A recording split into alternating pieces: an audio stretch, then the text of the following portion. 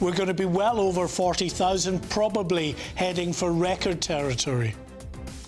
Home Office. Far too many have been able to enter this country and disappear into the black economy.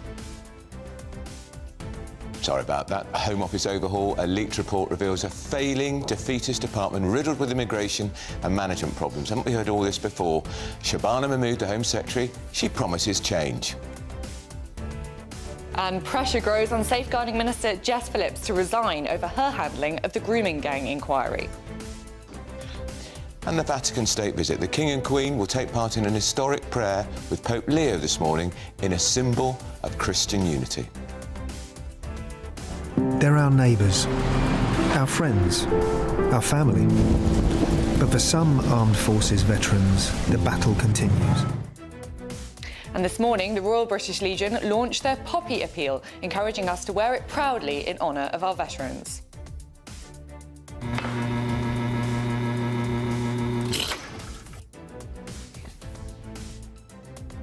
A woman from southwest London was stung by a £150 fine for pouring her coffee down a drain. She was held up by 3 enforcement officers, but after a backlash, Richmond councillors U-turned on the decision.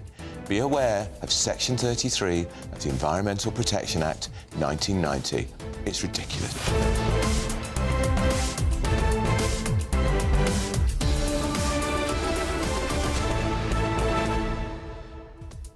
Do you think Jess Phillips is going to survive? I don't think she can possibly survive, which makes it so strange that Keir Starmer is still saying that he has confidence in her and is sending out junior ministers on the media rounds to say that they have confidence in her too. 4 victims of this awful, awful abuse are now saying that she has to go or they won't be part of the inquiry. How on earth can her position be tenable? I know. And the only other candidate to be chairman of the inquiry has also walked away from the process. So who on earth is going to lead the thing? The victims are saying that they would like to see a judge overseeing it. The Prime Minister doesn't want to do that, it's thought, because he thinks that that might hold things up a little bit. Well, it's been 4 months and no chair has been selected. Talk about holding things up. I know, absolute shambles. And of course, remember, the Prime Minister backed his US Ambassador, Peter Manson, at the dispatch box. He backed Angela Rayner, his Deputy Prime Minister. And within 24, 48 hours, both of them had gone. Is that going to be the same with Jess Phillips? Well, as ever, we'd love to hear what you think. Send your views and post your comments by visiting gbnews.com/yoursay. But first, here's your 60-second news update with Sam Francis.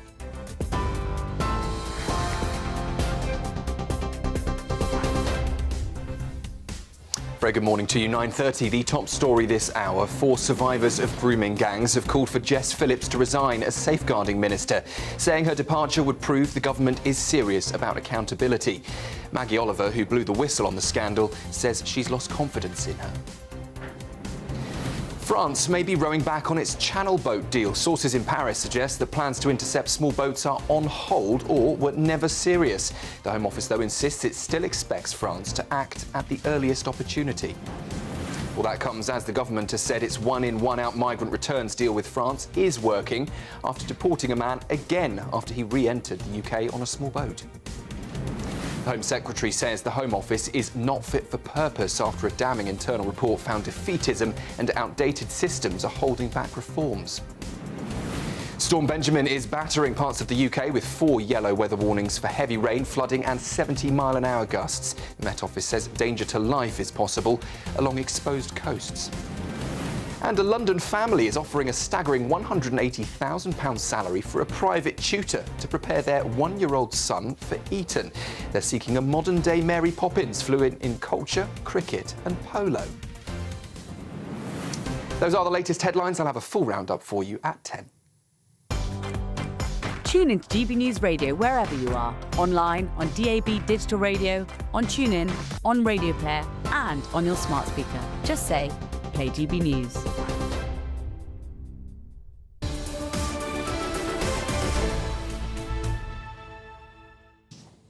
Hello and welcome. This is Britain's Newsroom, live across the United Kingdom on GB News with Andrew Pearce and me, Olivia Utley, in for Miriam Cates.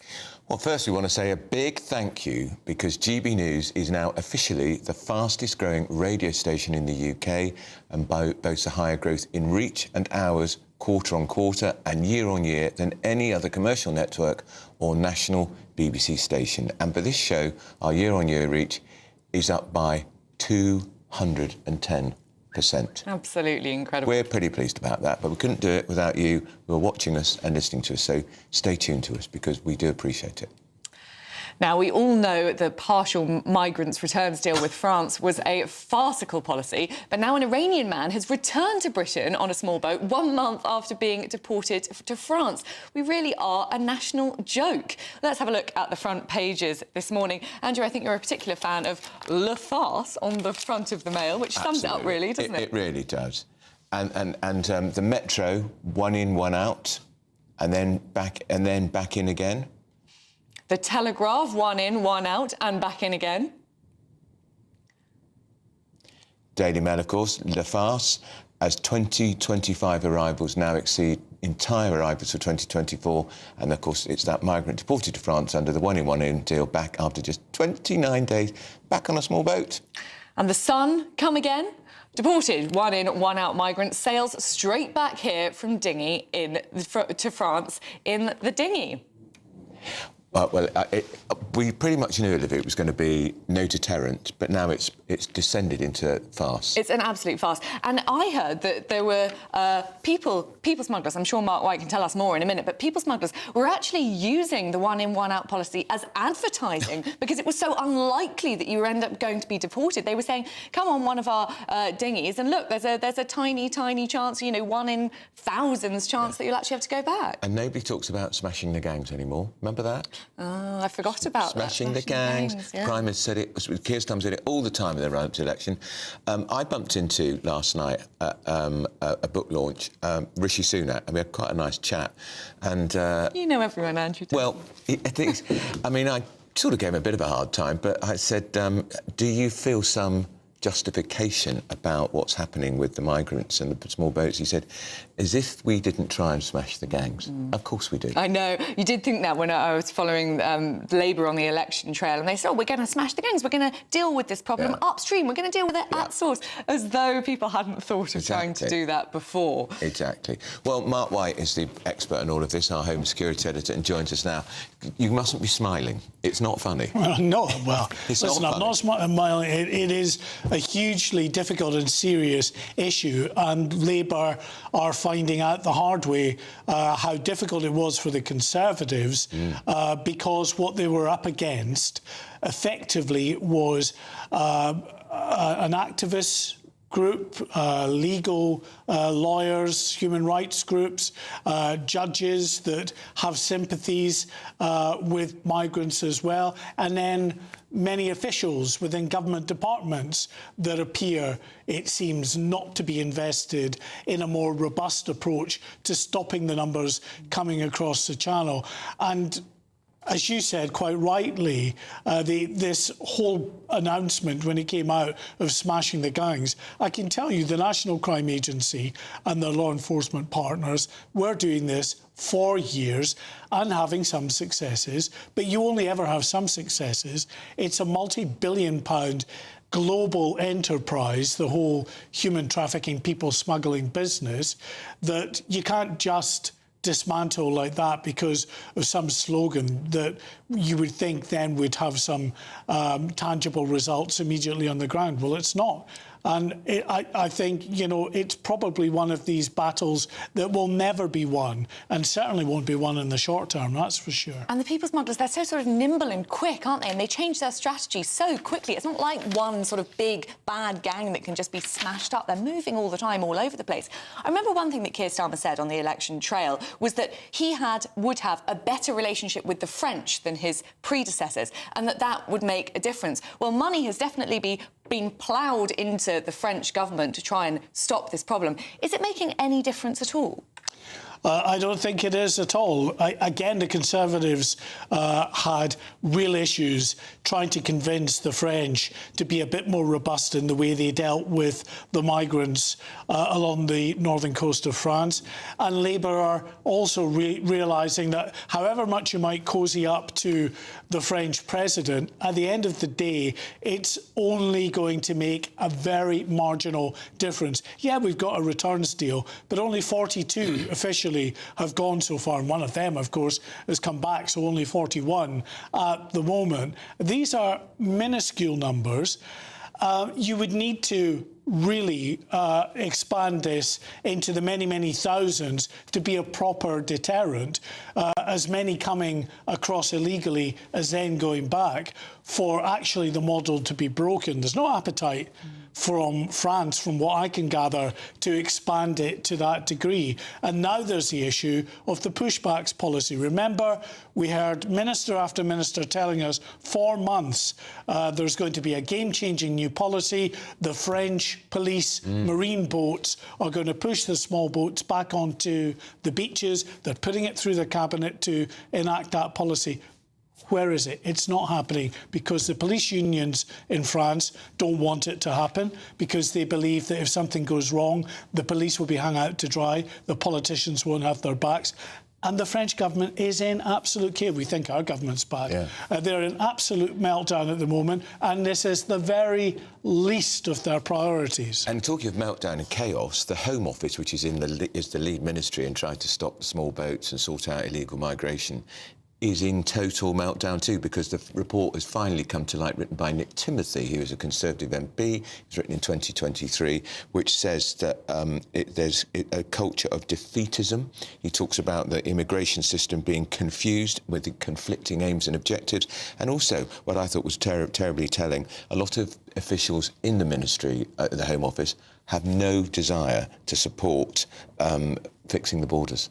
They simply don't see it as a problem about people crossing the borders. Yeah, I think that's right. Or what? It's not that they don't see it as a problem. I think they value more the UK's reputation internationally, and they don't want to do anything that could possibly have us seen as being, erring and moving away from these international laws and norms that would diminish us, they believe, in the eyes of the rest of the world. But in doing that, what you find then is successive Home Secretaries come up against this wall. And we heard about this, you'll remember, first from John Reid.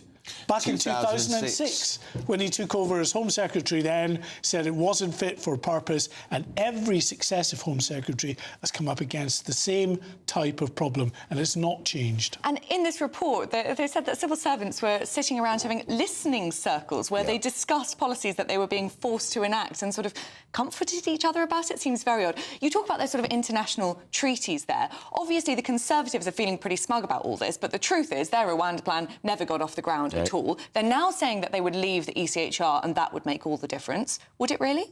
Well, I put that to Sir James cleverly earlier today, is why on earth, if Rwanda was going to be as successful as you thought, did you not hold off that election, try it, and then go to the countries? Oh, well, we could all, wish things might have been different. He was a leading shadow cabinet minister and ran for the leadership. Yeah, and was a sceptic of Rwanda for a while, although he claims that he didn't say bat excrement in response to that particular policy. But I think as far as this Conservative Party is concerned, if they ever got back into government, they're saying now that they pull out of the ECHR. But it still doesn't get you away from that fundamental issue that is so many within the civil service and all of the government departments, from Downing Street, it's not just the Home Office, from Downing Street down, do believe that, you cannot come away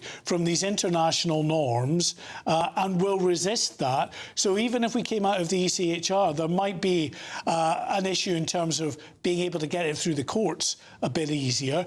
But when you've got the civil service pushing back all the time against it, it's going to be enormously difficult. Because these civil servants no longer seem to understand that ministers decide. Well, and civil servants are there to enforce. And it will be, if reform, as the polls suggest, are in a position perhaps to form the next government, they are clearly going to come up against this, and perhaps more, because there may well be quite a lot of ill will in terms of the sort of policies that people were trying to enact in the Home Office with what reform want to enact. How are they going to deal with it? Are they going to be more robust? Are they going to have mass sackings of civil servants? How on earth do you deal with that when those in the permanent positions just don't want to cooperate with what is the will of the people at the end of the day? They have to take outsiders in. It's going to be a fascinating question if reform do get in, and I hope to hear more from you about that a little bit later on in the show. But still ahead, disorder in Dublin. 2 police officers are injured and 23 people arrested as violence erupts for a second night outside a migrant hotel in Dublin. And up next, we're off to the Vatican City, where the King and Queen are going to take part in an historic prayer with Pope Leo in a symbol of Christian unity. But first, if you're in search of some holiday sun, here is the forecast for some of the top European holiday destinations. Can't wait to get in that sea. Lovely and warm. Just like the feeling of having great travel insurance. All Clear Travel Insurance sponsors GB News Travel Destinations Forecast. The weather's looking quite mixed across southern parts of Europe as we go through tomorrow. Yes, there will be some dry, sunny and rather warm weather, but also heavy rain in places too. A band of rain pushing across parts of Portugal and into central Spain. Meanwhile, across France, feeding into Italy and also further east, there's some heavy, thundery rain, and this could build up in terms of rainfall totals, enough to cause some impacts in a few places. Looking a bit drier and brighter as we head into next week, though. All Clear Travel Insurance sponsors GB News Travel Destinations Forecast. In the GB Newsroom, we bring you the news as it happens. With our team of dedicated journalists across the UK, we're ready to keep you up to date with what's happening every half an hour, every single day. Bulletins here on GB News, the People's Channel, Britain's news channel. This is GB News, Britain's news channel. Dramatic scenes in a North London street as police move in to arrest members of an organised crime gang. Inside their vehicle, evidence of a multi-million-pound trade in phone theft. A large number of stolen smartphones are discovered, all wrapped in tinfoil to block any phone signal and prevent their owners tracing them.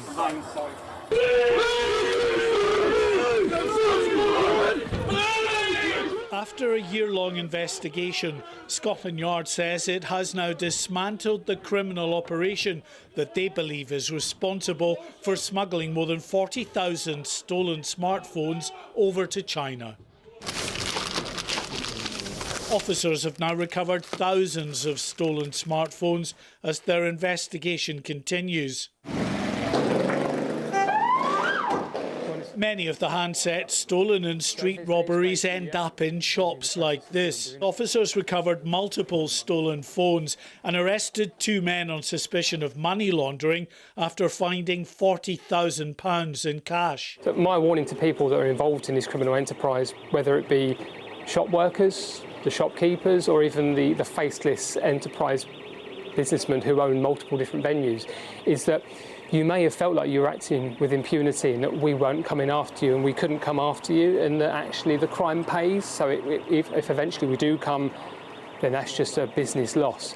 Is that we are coming after you, we are going to come and conduct warrants, not just in your business premises, but we will target you at home, we'll target you in your cars. Nowhere is safe to conduct criminal enterprise. GB News, the People's Channel. Britain was once the envy of the world, but look around. A nation that no longer knows what it is or where it's going. A country that's broken. How do we fix Britain? How do we bring it back? Friday night with Matt Goodwin at 8 p.m, only on GB News. At GB News, we love to hear from you, our loyal community. So drop us a line at gbnews.com/yoursay. There you can talk to each other and also to the presenters live on air. gbnews.com/yoursay, because GB News is your channel, Britain's news channel.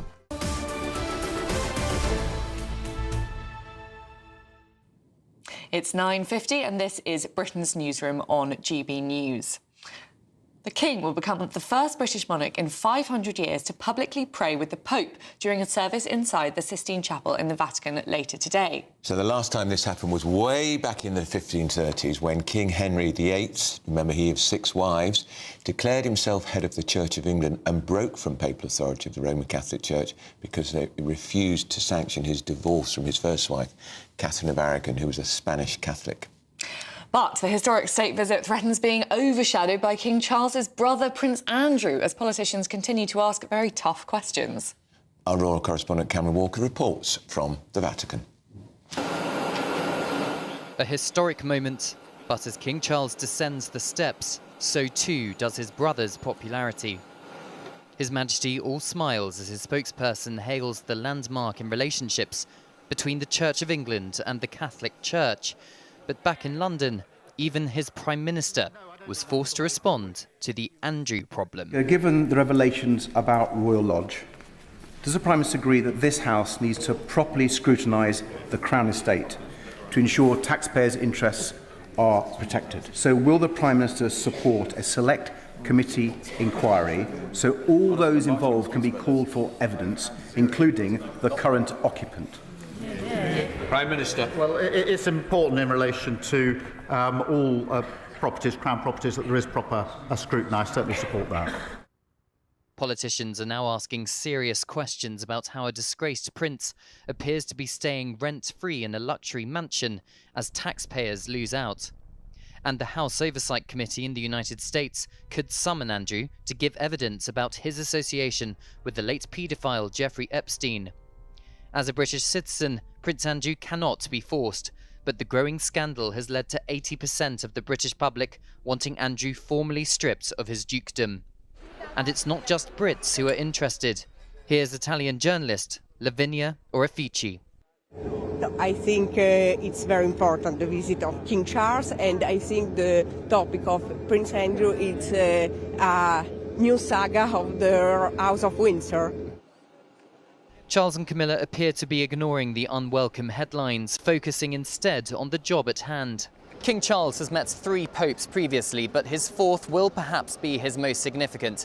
That's because when he publicly prays with Pope Leo XIV inside the Sistine Chapel later on today, it will be the first time in 500 years a British monarch has prayed publicly with the head of the Roman Catholic Church since Reformation.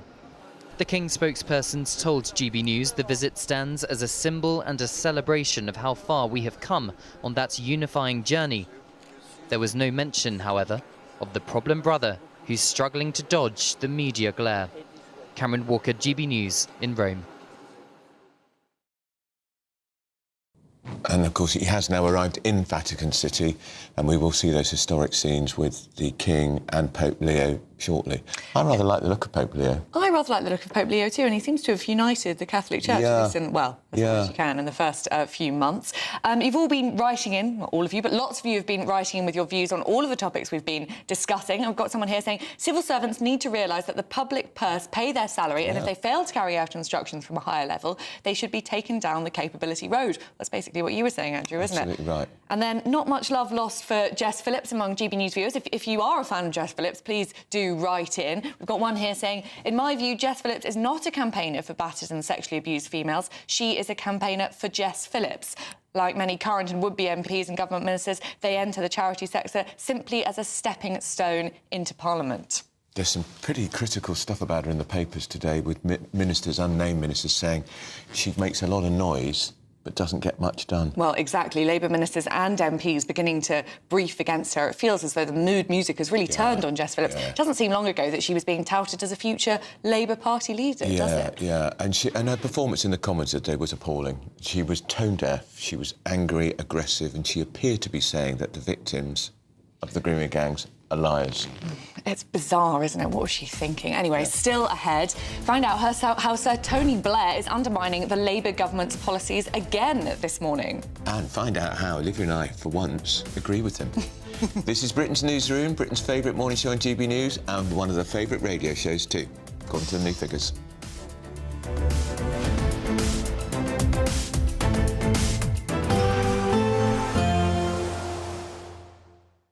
Expect warm spells with the odd rude interruption.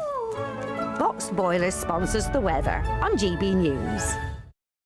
Hello, very good day to you. I'm here with your GB News weather update from the Met Office. Now, Storm Benjamin has pushed in, and whilst it was named by the French Met Service, has nonetheless brought some heavy rain and strong winds to southern parts of the UK, and will continue to do so across eastern areas as we go through today. Rainfall totals are going to build up, could cause some problems, and watch out for gusts reaching perhaps up to 70 miles per hour in some exposed places. Further west, slightly dry but showery bursts of rain across eastern Scotland, much of England and Wales, and towards the far west of Scotland and Northern Ireland as well. Temperatures are going to be around or a little bit below average for the time of year, but when you factor in those strong winds, the cloud and the rain, it's going to feel pretty unpleasant. And as we go into this evening, still some showery bursts of rain, particularly across eastern parts of Scotland. Some of them could be heavy, could even be a bit of thunder mixed in.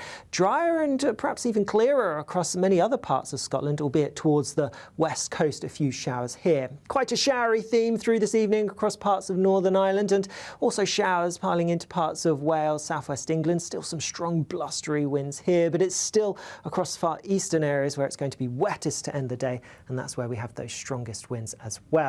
As we go overnight into Friday, now Storm Benjamin is clearing away into the North Sea, but exactly how quickly it clears away, that's still a bit uncertain. So I think we are going to see some rain fringing still into eastern parts of Scotland and showers coming into the west. Elsewhere, some dry, clear weather at times, and if you're sheltered from those strong winds, it could turn quite chilly through into tomorrow morning. And then through Friday itself, then watch out for some heavy rain across eastern parts of Scotland, as that could build up and lead to some impacts, and it could be a particularly wet and windy day here. Elsewhere, plenty of showers coming in from the west. Some of them could be heavy and they could be thundery at times too. Meanwhile, temperatures maybe up a degree or so compared to today, and a bit more sunshine on offer as well. Bye-bye. Expect warm spells with the odd rude interruption. Boxed Boilers sponsors the weather on GB News.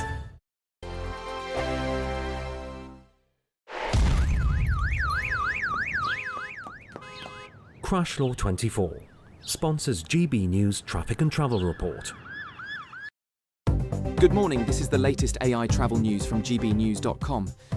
The M80 northbound at Junction 3 is restricted due to a collision. Congestion affects the M4 westbound between junctions 25 and 27. North Yorkshire's A1M northbound between junctions 51 and 52 sees delays, with 2 lanes closed due to a vehicle fire. Staffordshire's M6 northbound between junctions 14 and 15 has a road collision, with 2 lanes closed. Greater London's M25 anti-clockwise between junctions 26 and 25 has 1 lane closed due to an incident. And on the trains, Avanti West Coast services between London Euston and Watford Junction are experiencing delays. For more travel news, go to gbnews.com. Crash Law 24 sponsors GB News Traffic and Travel Report. There's 2 weeks remaining in our latest, greatest giveaway. You could be in the driving seat of this Benamar Primera motorhome. This luxurious home from home comes with all the mod cons. Plus, you can use it with your current driving licence. We'll also boost your bank account with a whopping £30,000 in tax-free cash to spend on anything you like. It only takes 1 entry to become a winner. For another chance to win, text WIN to 63225. 1 entry costs £2.50 plus 1 standard network rate message. Or text BONUS to 63225. 5 entries cost £5 plus 1 standard network rate message. Go to gbnews.com/win. Entries start at £2.50. Call 0903 686 3232. Calls cost £2.50 plus your network access charge. Or post your name and number to GB16 PO Box 8690 Derby DE1 9TT. UK only. Entrance must be 18 or over. Lines close at 4 p.m. on the 31st of October. Please check the closing time if listening or watching on demand. Hi, I'm Michelle Dewberry, and my show is your opportunity to cut through all the noise and dive in headfirst to some robust debates. Ideas clash. Situation, isn't it? No, because the failure is you're deliberately avoiding my point. Nothing's held back. And if you think this is the end of it, wait for more. And we do not shy away from the difficult stuff. Sometimes I want to shake people and say, if only you understood. So join me on Jubes & Co. weeknights at 6 p.m. only on GB News, Britain's news channel. Mornings don't have to be tiresome, especially if you have the right company. Wake up to news as it happens, opinion and debate, and of course, a little bit of entertainment too. Because when the kettle's on, we're on. That's Breakfast on GB News, a show worth waking up for. Every morning from 6 a.m. Only on the People's Channel, Britain's news channel. We'll spread the news, you spread the word.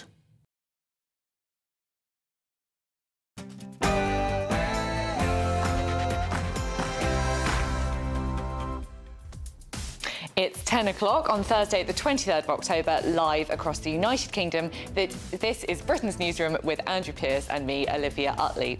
Well, here we go. One in, one out, one back in again. A deported migrant returns to Britain by small boat as the total number of illegal migrants crossing the Channel this year is already higher now than the whole of last year. Well, it's blowing a gale in the Channel today, a sigh of relief from the government because that's stopping the boats coming across. But once weather clears, we are on the march for a record year of arrivals. Far too many have been able to enter this country and disappear into the black economy. Home Office overhaul. A leaked report reveals a failing defeatist department riddled with immigration and management problems. Shabana Mahmood promises change. Can she deliver? And pressure is growing on the safeguarding minister, Jess Phillips, to resign over her handling of the grooming gang inquiry after 4 survivors said they won't return to it unless she's gone. And the Vatican state visit. The King and Queen will take part in a historic prayer with Pope Leo this morning in a symbol of Christian unity. That's the first time in 500 years.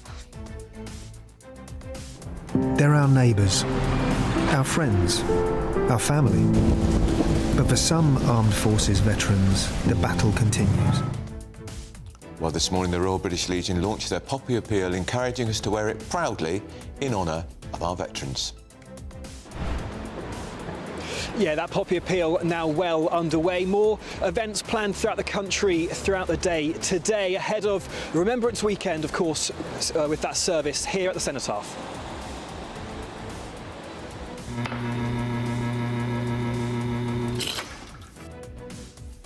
A woman from southwest London was stung by a £155 fine for pouring her coffee down a drain. But after a backlash, Richmond Council U-turned on the decision. Some might say their job's worth. Certainly.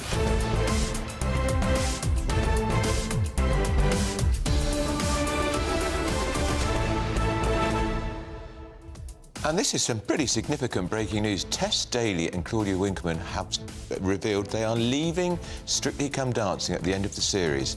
In a joint statement, they say, "We have loved working as a duo and hosting Strictly has been an absolute dream." Well, we'd love to hear your views because this is really very big news. Claudia Winkleman obviously now has her Traitors show now. She's becoming a bit of a national treasure and she thinks enough's enough from Strictly. Is this the Strictly scandal? The curse of Strictly? The curse of Strictly. Well, what do you think? We'd love to hear your views on all the subjects we're talking about. You can post your comments by visiting gbnews.com/yoursay. But first, here's the news with Sam Francis.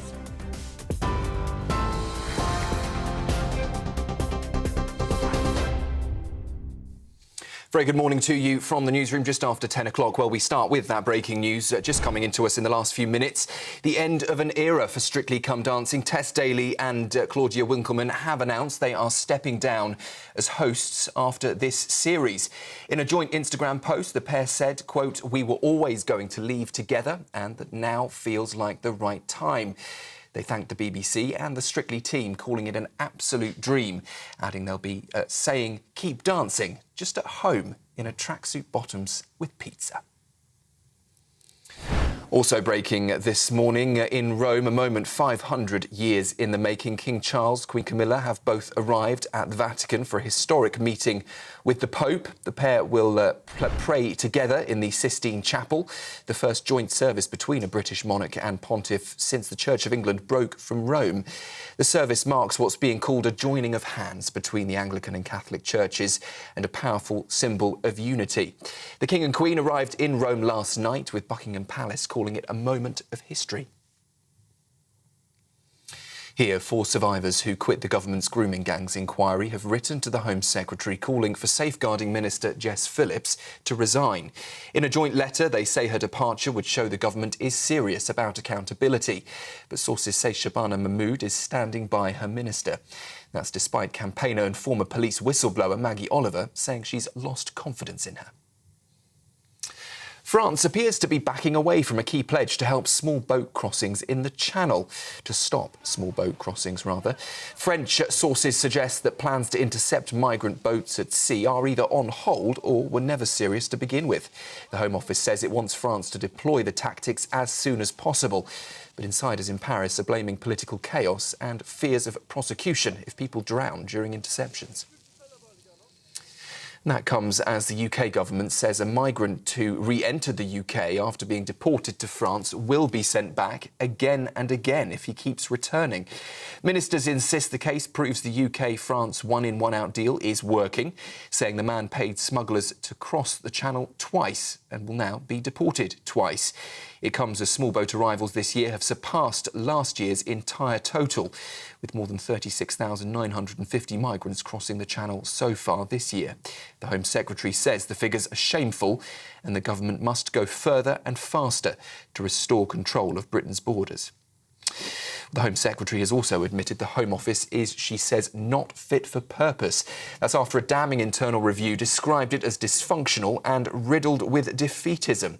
Shabana Mahmood says the department was set up to fail under the previous government, but insists reforms are now underway to rebuild it so it delivers for the country. That report, written for Suella Braverman by her former advisor Nick Timothy, found major failings in tackling immigration, crime and small boat crossings, blaming outdated systems and a culture resistant to border control. The College of Policing has launched a major shake-up of police leadership across England and Wales. A new commission, chaired by former Home Secretary Lord Blunkett, will look at how to fast-track the brightest talent and drive long-term reform. It's due to report next May, aiming to deliver what's being called a new era of leadership in policing.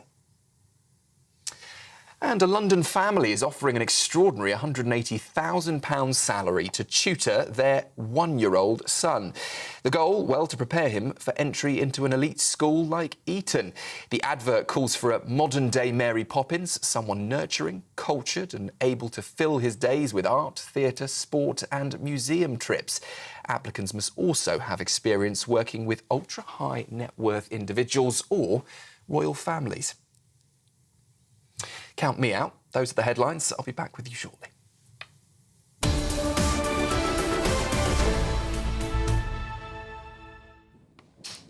Hello and welcome back to Britain's Newsroom, live across the United Kingdom on GB News. And you've all been emailing again with lots of your thoughts on the stories that we've been talking about. We've got Reform UK are the only party with a credible plan to protect our borders. Some of that plan is now being copied and echoed by the doomed Conservatives, but they cannot be trusted. Well, it'll be interesting to see what happens if Reform actually get into power. Will they be able to do some of the things that they've been talking about? At the moment, sometimes it feels as though they don't quite have the kind of expertise and the experience, but perhaps they can bring it in. The election's not for another 3.5 years. Please tell me we won't still be having small boats crossing in this number. Well, where will the people be? Now, we have to say a big thank you, by the way, GB News, because we are officially the fastest growing radio station in the UK, according to new figures released today. We boast a higher growth in reach and hours, quarter on quarter and year on year, than any other commercial network or national BBC station. And this show, Britain's Newsroom, our reach is up year on year 210%. So thank you. We don't take you for granted. We're delighted you're listening to us on the radio and watching us on TV. It's a phenomenal achievement. It is. Now, major story. I watch Strictly. I tend to start watching it when it's halfway through, when they've got rid of some of the contestants. But the presenters, Tess and Claudia Winkleman and Tess Daly, they're both going together. Mark, they've issued a joint statement. Is it because of all the scandals that beset that programme? Well, if it is, they haven't said that, nor have they alluded to the declining viewing figures, because it is a national institution. There's no doubt about it. Many, many millions have watched it, but the viewing figures have been sort of declining over recent years. Year before last, I think it was about 5 4.5 million that would watch it. The launch show this year, I think, was down to about 4 million people that watched it. But still, you know, people will be watching, I'm sure, on catch-up services and the like. But you're right, they put out a statement worth reading in full for you. They say, "We have loved working as a duo, and hosting Strictly has been an absolute dream. We were always going to leave together, and now feels like the right time." Well, I don't think any of us knew that they were always going to leave together, but this is clearly a pact, they say, that they had come up with. It's a huge blow for the Yeah, programme. absolutely. They say, "We will have the greatest rest of this amazing series, and we just want to say an enormous thank you to the BBC and to every single person who works on the show. They're the most brilliant team, and we'll miss them every day. We'll cry when we say the last keep dancing, but we'll continue to say it to each other, just possibly in tracksuit bottoms at home while holding some pizza." like the rest of us, I'm sure, yeah. She's made such a name for herself, hasn't she? I don't watch Strictly, but I do watch The Traitors, and she does feel like she's becoming such a big sort of icon, national treasure. Perhaps she feels she doesn't need Strictly anymore. Is there any chat about who might replace Claudia and Tess? Well, no, I mean, it's just such an enormous breaking story that has just come out. I noticed that the BBC have got a live page on their BBC News website, but all they've got on it at the moment is the statement. So even they have been taken by surprise. They've no message from BBC management at this stage, anything to indicate who might be taking over. But you're right about Claudia Winkleman. Enormously popular, very just, I think, instinctively funny. Tess Daly has been kind of more of the straight man to her jokes, and she's gone very well, as you say, on Traitors. But the programme itself, in recent years, has been mired in a fair bit of controversy. Came to a head last year over allegations of bullying that saw two of the dancers in the show, Giovanni Pernici and Grazia De Primo, two of the professional dancers, having to leave the show over allegations, and that really set them back, gave them a real kind of knock, and claims of a culture of bullying amongst some in that show itself. And then, of course, there was Gwyn Evans as well. Gwyn Evans, the opera singer, who was dancing and accused of kind of inappropriate behaviour as well. So it's had its share of kind of bad headlines, but it's still a popular show. Very popular. Now, you're a nimble journalist, Mark, so I'm going to put you on your feet here. From Strictly to small boats, some pretty bad headlines there as well. The figures from the Home Office today, we GB News broke those figures yesterday. Tell us more. Yeah, I mean, they'll maybe be dancing a little jig or two today that Storm Benjamin has come in and is going to be here for a day or two. That's going to stop the boats coming over. But yes, the trend, it's just, I mean, it's horrific. There's no other way to put it for the government's policy of smashing the gangs and all of their international partnerships. Well, no, and you're right to say that. There's been a subtle change in the messaging. It was all about smash the gangs. We've shown the clips many times before. Keir Starmer saying it multiple times, and all of his ministers. They rarely say that now. It's all about the international partnerships that they're involved with, that is trying to expedite the removal of people to various countries.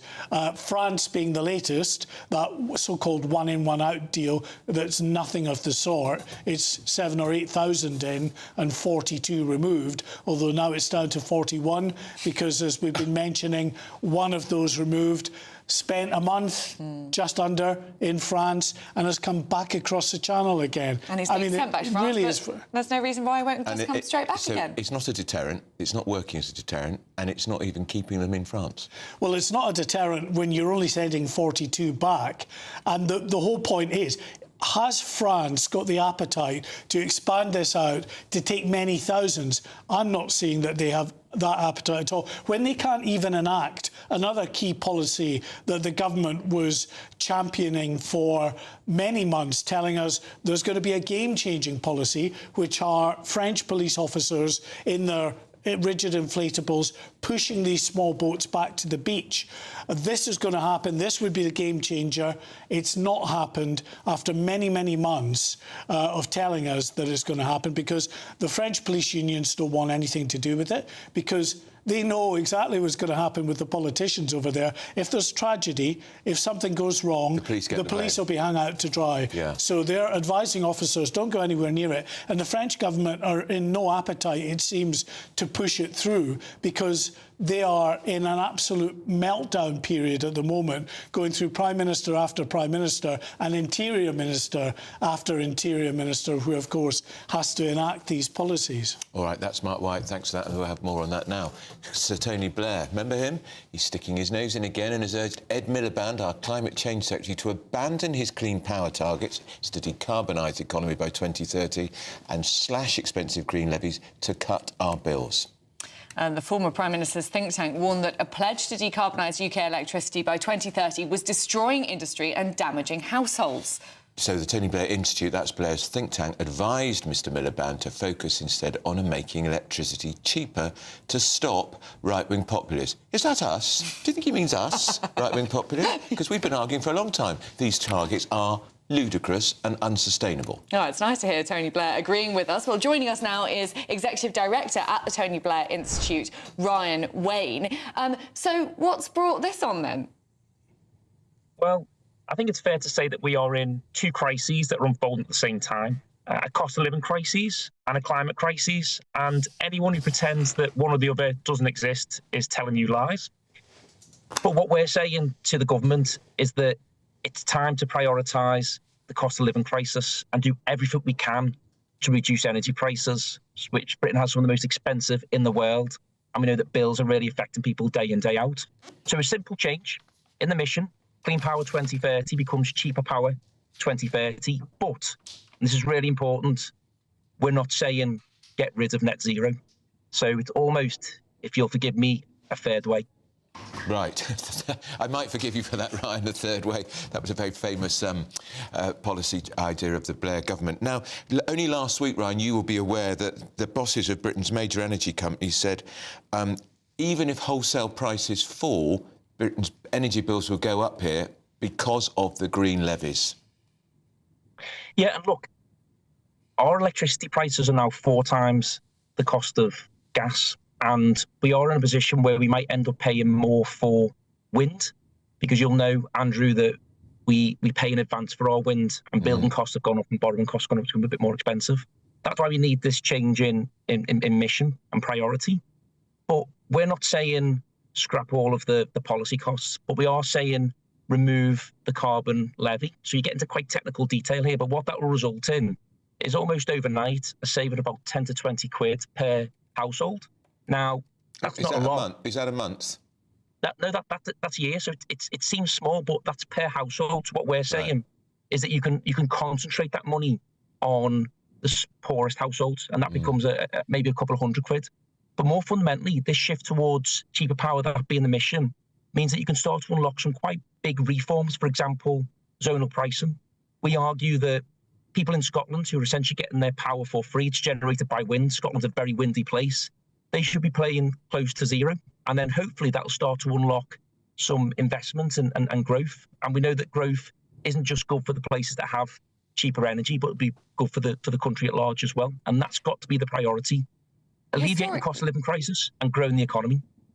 Historically, the government has listened to the Tony Blair Institute, and actually there were whispers at the last reshuffle that Ed Miliband was going to be sacked. He wasn't in the end. He seemed to cling on by the tips of his fingers. Do you think that Keir Starmer and the government are going to listen this time? And do you think actually the road ahead is getting rid of Ed Miliband? I think there's a difference between hearing and listening, and I think they will hear this report, but there's a question about whether they will listen to it. To be absolutely fair to Ed Miliband, and I think more so than his opposition on the Conservative benches, he does recognise that we are in those two crises, the cost of living crisis and the climate crisis.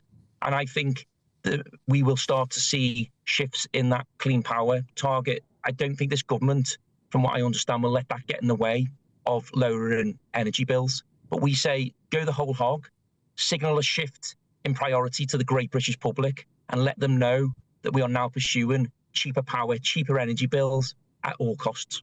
Why is our energy, in a nutshell, Ryan, 4 times more expensive, perhaps, than some of our counterparts across the Channel? A nutshell is so hard to do with energy policy. Honestly, it is incredibly complicated. But let me try and explain very, very briefly. We use a lot of different sources of electricity in this country: wind, amongst solar, but also gas. And the way prices are set is whatever the last used energy is. So let's say you use all of the wind, then gas is what sets the price for everyone else. In places like France, they have nuclear, and nuclear is cheaper than gas. So that then sets the bills for them. What we're arguing is to move away from that outdated system, a 20th century system that's not fit for a 21st century economy, frankly. Move away from that and start to have what we call zonal pricing, so that rather than the last used fuel setting the price for the whole country, you break it down into regions, and the last used fuel sets the price for that particular region. So in places where it's really windy or really sunny, which is not many places at the moment in time, but there's still a lot of windy places, then electricity is really cheap. Now, the flip side is in places where you don't have that, gas is going to set the price, and it may become a little bit more expensive, but you can rebalance that, and just really trying to simplify how we do electricity and energy in this country. And I think adopting this mission, Cheaper Power 2030, it allows you to make some of those policy decisions. All right. Ryan, thank you so much for that. That's Ryan Wayne, who is the Executive Director of the Tony Blair Institute. Now, we're looking at the latest picture of the King arriving at the Vatican for this historic meeting with the Pope. It'll be the first time a British monarch has prayed with the Pope since the Reformation. That's 500 years ago. Of course, we broke with Rome over King Henry VIII divorcing his Catholic wife, Catherine of Aragon, and marrying Anne Boleyn. That went well, Olivia, of course, because a few years later, he had her beheaded because he claimed that she had an adulterous affair with her brother. Well, and this seems to be sort of burying the hatchet, if you like, perhaps. 500 years later, you've got the King arriving here. It looks like a pretty amazing spectacle. I was in Rome late last year, actually, and already they were cleaning up the city for this huge Jubilee year. Every 25 years, they celebrate the Pope's Jubilee, and now the King's there too, and it's looking like a pretty spectacular occasion. Yeah. So he's meeting, we can't see which cardinal it is, but I think he'll meet the Pope inside, whether he's going to see him at St Peter's Basilica, but he's going to pray, of course, in the Sistine Chapel, and that, of course, is where the conclave is held, where the Pope is elected. It's an historic chapel, it's a beautiful chapel, and it's 600 years old. So that's the King with his wife. Quite interesting, Olivia, because the Roman Catholic Church, as you know, does not approve of divorce, and the King and Camilla are divorcees. Those divorcees, it's very true. In fact, 3 of the late Queen's 4 children were divorced, are divorced. So it'll be interesting. I wonder if that'll come up in any conversation. I suspect not. So the King is now in a lineup of Vatican officials, all male, of course, because it is a pretty male-dominated church. You can't have women priests in the Roman Catholic Church, and he is with Camilla, who is wearing what I would call, when I was a child, would that be a mantilla? I think that is a mantilla, yeah. She does. It's like a lace veil over the headscarf to cover the hair. So that's as a sign of respect. When I used to go to church in the 60s, early 70s, all the women wore a mantilla. Well, in lots of Catholic churches in London, you still see lots of women wearing mantillas, and it's definitely very common in Rome. The Queen looking very elegant there in that black dress. And the Pope and the King are going to be praying together. It's really quite a long time, isn't it? I think it's 25 minutes that they'll be spending together. Yeah. And here's the national anthem being played. If you're listening on the radio, it's the King and Queen standing together on a red carpet. And the Vatican Guard is there, the very familiar Vatican Guard, people who watched the Da Vinci Code. Which was the one where the Pope... The conclave? Conclave. It was quite moving to hear the national anthem, isn't it? And these are amazing pictures. I mean, what a moment. 500 years in the making. The King and Queen here speaking to the Pope. This Pope seems to have brought together the Catholic Church, really. I mean, the last Pope was quite controversial in some ways. There were traditionalist Catholics all over the globe who weren't big fans of Pope Francis. Pope Leo seems to be popular all round, and maybe that's why this sort of great diplomatic meeting has come about. Yeah, it's amazing, really. So they're now being taken into a Vatican building. They'll disappear. So we will see them again. There's the Pope, the King's officials are following rapidly. Quite a big entourage, isn't it? What would you say is that, about 15 in the entourage? It really is. I mean, it's going to be tricky with Prince Andrew. How unfortunate for the King. This does seem to keep happening with the royal family. There's some huge, amazing state event, and then some embarrassing member of the royal family, whether it's Harry or Meghan or Prince Andrew, overshadow the whole thing. Exactly. Well, and we will, of course, when that historic meeting takes place in the Sistine Chapel, we will be there with it, so do stay tuned for that. Now, up next... £150 fine for pouring coffee down a drain. Is that the most jobs-worthy thing that you've ever heard of? We'll be going through that and much more with broadcaster Carol Malone and political commentator Andy Williams. Carol Malone likes an expensive coffee. Yeah, but she always gets somebody else to pay for it. This is Britain's Newsroom on GB News. From the school run to the home run, watch a new show for all of Britain. He can say whatever he wants. A straight-talking show where all voices are heard. And, you know, when are we going to stop talking about smashing the gangs and actually do it? With the stories that matter from every part of our country. There's a bit of a crash landing there for your Chancellor. Bold, fearless and standing up for you. That's me, Martin Daubney, 3 p.m. till 6 p.m, weekdays, here only on GB News. The People's Channel, Britain's news channel. GB News Breakfast, every day from 6 a.m. Some schools are banning birthday cakes from the classroom. Yeah, banning parents from sports. And now the great headline in the Telegraph, Labour puts the knife into nursery birthday cake. Apparently, new guidelines for the Department of Education are saying that you should not send your child into school with a cake when it's their birthday, because it's bad for them, it's going to make them fat, all the rest of this stuff. It's the nanny state once again on the march, isn't it? Is this a new thing? Because I don't remember ever taking a birthday cake. Oh, yeah, we my did. birthday. We did too. Took a birthday cake. And I think some schools I've seen that have a fake birthday cake, which is not nearly as nice, with a fake cake with a candle on, so you sing happy birthday and blow out the candle. But you know, I love the way Jacob Rees-Mogg.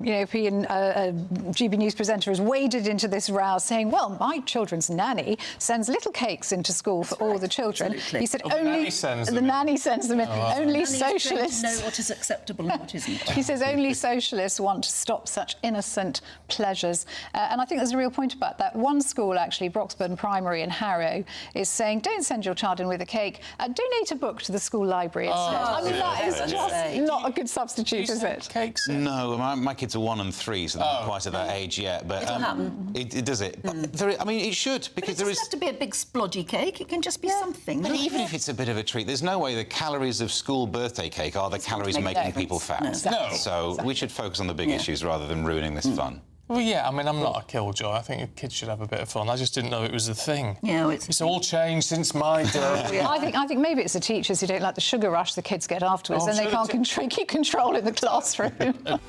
GB News, the People's Channel. Westminster's full of talk, but out here, it's the real world. Am I allowed to talk now? No, that's it. This is where it matters, real people and real lives. That's what politics is all about. In fact, this Trump made a good start. No. Straight answers, no spin, and just a couple of pints. How many fingers have I got up? About 10. So join me for Lee Anderson's Real World every Friday at 7 p.m, only on GB News. The People's Channel, Britain's news channel.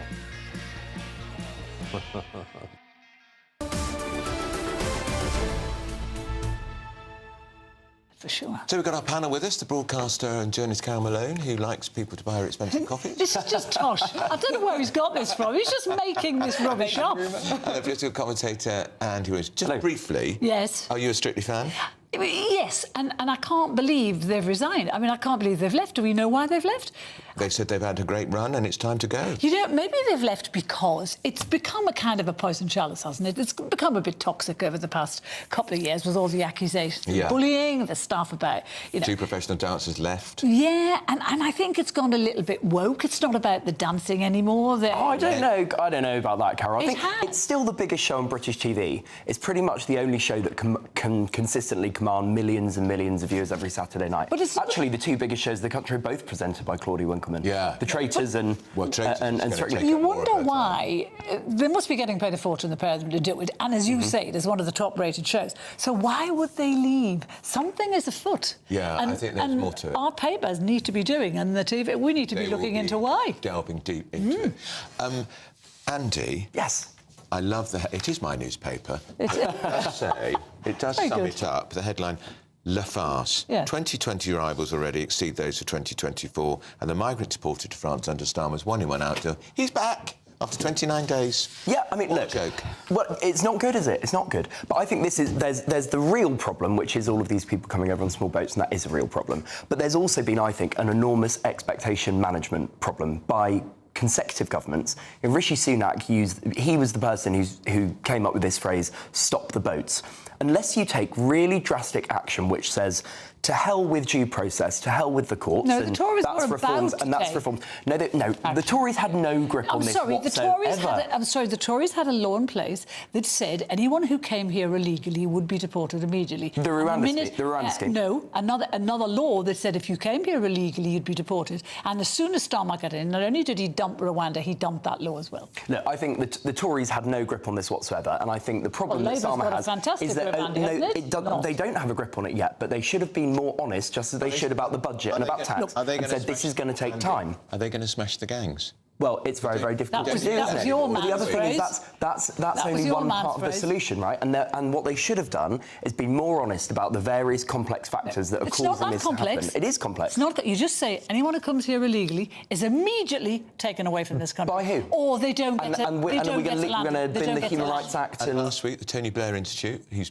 proven quite problematic for Down Street, said people who cross the Channel illegally should not be treated as asylum seekers. No, because they're not. And get no benefits. Yeah. Why not? Good. But, well, some of them are asylum seekers. So I think we need due process, because Blair says no to any of them. And there's political appetite now, isn't there, for, as you say, sort of crashing through due process. Reform's so high in the polls now. Doesn't it show that, you know, in a democracy, that's what you've got to do? No, it doesn't show that, because leadership is about saying this is what I think is the right thing to do, and setting a course. Said, sorry, there are just going to be some small boat migrants. That's just the way things work. You're going to have to lump it. I would use that the would word go down leadership. okay. No, I don't think it would go down well. No. And the migrants. I think the bottom line is, when this scheme was first introduced, everyone, all of us sitting here, people outside, the media, other politicians said this is never going to work in a million years, because what's to stop them coming? There's no deterrent. And there's no deterrent. So and when this scheme was launched, journalists did ask at the time what would happen to people who were taken back, and the answers were very woolly. And I remember this clearly at the time. The answers were very woolly, and they said they'd be subject to French immigration rules. So, OK, that rule was to take them to Paris, to put them in a shelter. They weren't locked in the shelter. So how hard is it for them to get from Paris to the northern coast, to get straight back on a boat? They've come halfway across the world to get to Calais. So what's to deter them from going from Paris to Calais? So this was never going to work in a million years. This was just Starmer grandstanding, spending taxpayers' money, our money, on schemes to make it look like he was doing something, and he's ended up doing nothing. Now, let's quickly talk about the grooming gangs. Do you think... Oh, we can't quickly talk about them. No, I don't think she can. And I think it's a shame, because, you know, I had enormous respect for her when Labour were in opposition. I really thought she cared. Was touted as a potential Prime Minister. She was, you know, and her big slogan, Olivia, was "Believe women." Well, now it's looking like, you know, it's believe all women except the white working class women who were abused by Pakistani grooming gangs. I think, you know, she said originally that she hadn't that there had been no move to change the direction of the inquiry. To make it not just about grooming gangs. So that has been proved to be a lie, because there are communications that show that there was talk, it's been written down, there was talk of changing it, and this is where the victims, they got these communications. This came from the charity appointed by the government to conduct this grooming gang inquiry. And what it's done is it's put the whole thing into chaos. We have Starmer never wanted this inquiry. Jess Phillips never wanted this inquiry. Labour in general did not want this inquiry to happen. But we all know why. And it's it's the thing that people are scared to say. It's because it was attacking Pakistani Muslims. And they didn't want that to happen. And they still don't want it to happen. And I remember covering the story years ago, and you probably do too, when it first broke 15 years ago. And it was happening back then. They were trying to say this was not just about Pakistani Muslim grooming gangs, and it is. 10 seconds, Andy. I think should she survive, and should she survive? I think she will survive, and I think it's really important that we just cut through the noise here and get on with it and deliver the comprehensive inquiry. She had a chance to do that, and she didn't do it. They need a judge. I think the judge. They do need a judge. Now, up next. Experts claim the cyber attack on Jaguar Land Rover cost the economy $2 billion. We'll find out how, and does this bode well for a digital ID rollout? So it doesn't. This is Britain's Newsroom on GB News.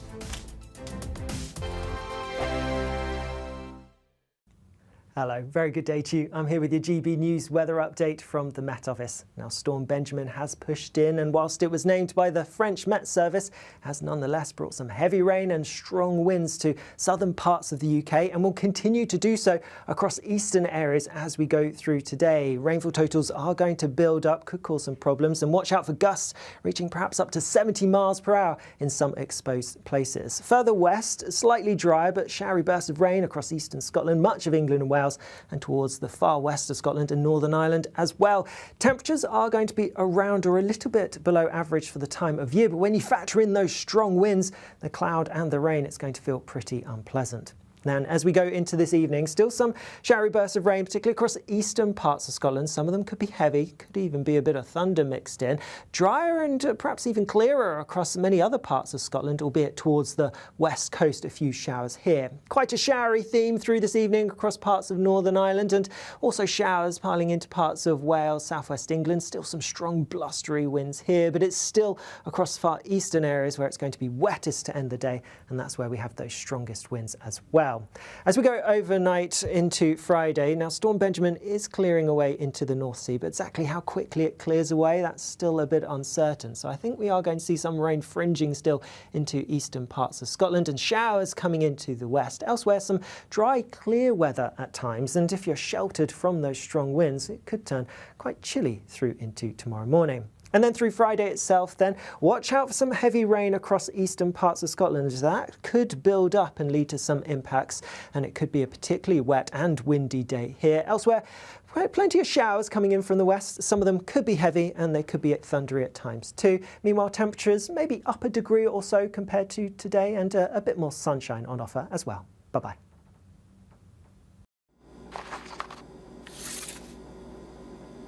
Crash Law 24 sponsors GB News Traffic and Travel Report. Good morning, this is the latest AI travel news from GBNews.com. The M80 northbound is restricted at Junction 3 due to a collision. Ensure caution on approach. Heavy goods vehicles face a 7.5-tonne limit on the M48 in both directions, effective indefinitely. In North Yorkshire, the A1M northbound between Junction 51 and Junction 52 has 2 out of 3 lanes closed due to a vehicle fire, anticipated to clear between 12:30 and 12:45 today. Staffordshire's M6 faces disruption northbound between Junction 14 and Junction 15 due to an incident blocking 2 lanes, likely to resolve by 12:15 today. For more travel news, go to gbnews.com. Crash Law 24 sponsors GB News Traffic and Travel Report.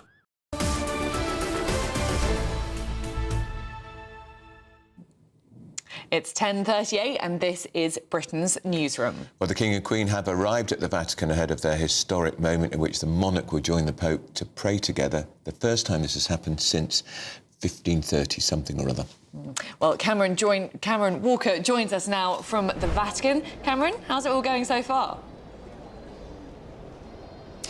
Well, so far it's going pretty smoothly. Of course, we had the iconic ceremonial welcome inside the Apostolic Palace courtyard with a Swiss Guard of Honour with the blue and yellow stripes uniforms. I suppose it's the Vatican equivalent of yeoman warders at the Tower of London, those traditional uniforms, the official bodyguard of Pope Leo XIV. And this is, as we speak, the first time that the King has met the current pontiff. He's met 3 previous popes, but this is perhaps the most significant because, as you've been saying, it is going to be the first time that the British monarch has prayed publicly with a pope since the Reformation in more than 500 years. Hugely personal for the King, as we understand it, because of course he really has championed this idea of interfaith harmony through the decades-long work he has done as Prince of Wales and of course now King. And his spokesperson was saying it's going to be a landmark moment, really, what we're going to be seeing playing out on our TV screens and on our radios in the next hour or so. And it will perhaps, kind of form part of King Charles's legacy. It's something that he sees as deeply important, but also something that the Vatican perhaps sees as deeply important as well, because let's remember, 500 years ago, King Charles's ancestor, King Henry VIII, dramatically cut ties with the Roman Catholic Church in order to divorce his first wife, Catherine of Aragon, in 1533, and declared himself supreme governor of the Church of England. And it's thought there was, obviously, in the centuries that ran since, quite a lot of distrust between the two churches. But it's King Charles really wanting to bring the churches back together, that idea of interfaith dialogue, interfaith harmony at a time where clearly there is lots of global challenges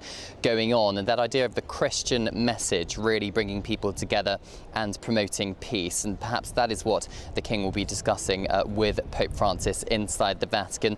The Queen was wearing a traditional black dress and a veil, as is custom when you visit the Vatican. The British national anthem was played, and the King and Queen also being accompanied by the Foreign Secretary, Yvette Cooper.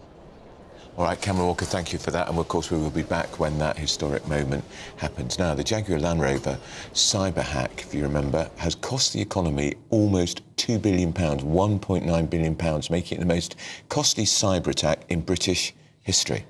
And JLR was forced to shut down systems across all of its factories and offices, with as many as 5,000 organisations across the UK being impacted. So what does this mean for the digital ID, much loved by our Prime Minister? Should we really be rolling out the red carpet for it? Let's talk to... Sorry. is former government advisor on cyber security, Andrew Jenkinson. I mean, these cyber attacks, they seem to be happening more and more often. They seem to be getting more and more serious. Isn't the last thing we want to do to digitalise even more about our lives, to digitalise our very identity? It's a crazy situation. Good morning to you both from a sunny airport. It's a crazy situation, yes. None of these organisations are secure, and we've outsourced the entire technology to US giants. So there's no data sovereignty, and the repercussions from that insecurity will be Jaguar Land Rover again and again and again. And Andrew, how do we get to they reach this figure of 1.9 billion? I mean, a car production stopped for 5 weeks. Is it because of the knock-on impact with all the supply in the supply chain? I think it's the knock-on, Andrew, as well as the fact that if we look at the historic thing here, we've got to get a public inquiry going, because in 2023, Jaguar Land Rover signed a contract with Tata Consulting Services for £800 million for cybersecurity. In 2024, Jaguar Land Rover showed profits of 2.4 billion for the first time in many years. And of course, they've written off those costs to Tata Consulting Services. If we then add to that and make it even more complicated, both organisations are owned by the Tata Group. So now that they've borrowed 1.5 billion from the UK government and taxpayers, the compound impact to supply chain and workers and pension funds and everything else is just immeasurable. It's huge. And of course, 2 billion being knocked off the economy is awful, as you say, absolutely huge. But what if something like this happened to the NHS systems? Could that happen? Could lives be put at risk with cyber attacks? Lives have been lost from cyber attacks. You're perfectly right. I was in your studio 6 months ago about the National Health Service. They have 50 cyber attacks a week. The reality is, when one of the leaders phoned me and said, Andy, you're perfectly right in what you're saying, we are adopting the insecure position from technology giants. We're signing the contracts. Only this week, just look at the Amazon Web Services that hit the entire world for 15 hours. Well, if you're relying on Amazon Web Services for your internet connectivity and your operations, you can understand where the problems come from. Sorry about the noise people in an airport. I hope you're going somewhere nice, Andrew. Just before we let you go, do we know yet where the cyber attack on Jaguar Land Rover came from? We don't, but I have some inside information on how it occurred, why it occurred, and it dates back to April of this year, when a common vulnerability and exposure, CVE, was issued by one of the technology providers, and that they're partners with Tata Consulting Services, who implement the software into Jaguar Land Rover. So people, it's like Swiss cheese, Andrew. There's so many holes and so many gaps and so many insecurities. Well, thank you for that, Andrew. Safe flights, that's the former government advisor on cybersecurity, Andrew Jenkinson. Always good to talk to you. Now, up next. The Royal British Legion Poppy Appeal has launched this morning. They're our neighbours, our friends, our family. But for some armed forces veterans, the battle continues. We're going to find out about the great work being done to help veterans who served their country. But first, if you're in search of some holiday sun, here is the forecast for some of the top European holiday destinations.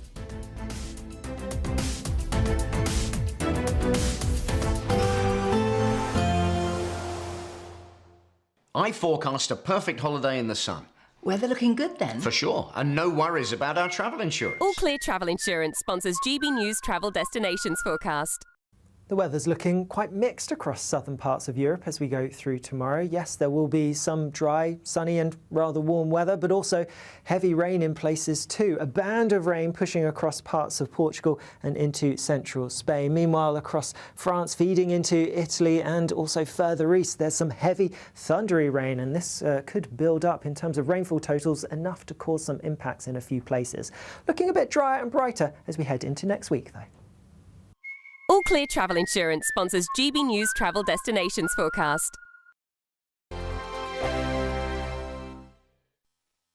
You want to know what's really going on in the corridors of power? Labour don't know what to do with you half the time, and that makes you quite lethal in the chamber. Get behind the headlines with Chopper's Political Podcast. Join me, Christopher Hope, as I sit down with the great and the good of British politics. We'll see where this ruling takes us. These are the stories shaping our nation. Chopper's Political Podcast, available now on all platforms. Listen in and stay ahead.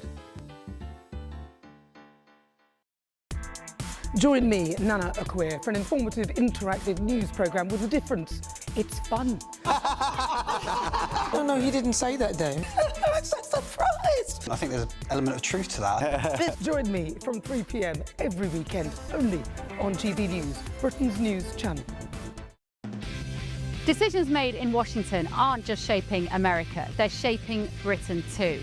From migration to global security, from crime to health. Whatever happens in the White House today will be felt in your town or city tomorrow. That's why The Late Show is live from Washington, D.C. Cutting through the politics to show you what it all means for Britain. The Late Show live every night at midnight. Only on GB News, Britain's news channel. At GB News, we love to hear from you, our loyal community. So drop us a line at gbnews.com/yoursay. There, you can talk to each other and also to the presenters live on air. gbnews.com/yoursay, because GB News is your channel, Britain's news channel.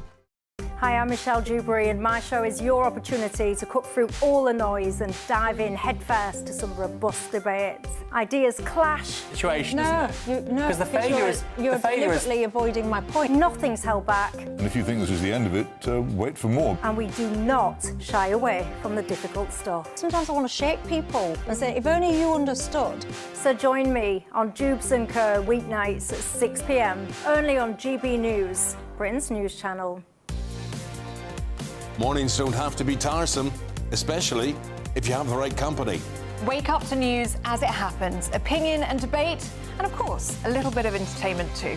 Because when the kettle's on, we're on. That's Breakfast on GB News, a show worth waking up for. Every morning from 6 a.m. Only on the People's Channel, Britain's news channel. We'll spread the news, you spread the word. Britain was once the envy of the world, but look around. A nation that no longer knows what it is or where it's going. A country that's broken. How do we fix Britain? How do we bring it back? Friday night with Matt Goodwin at 8 p.m. only on GB News.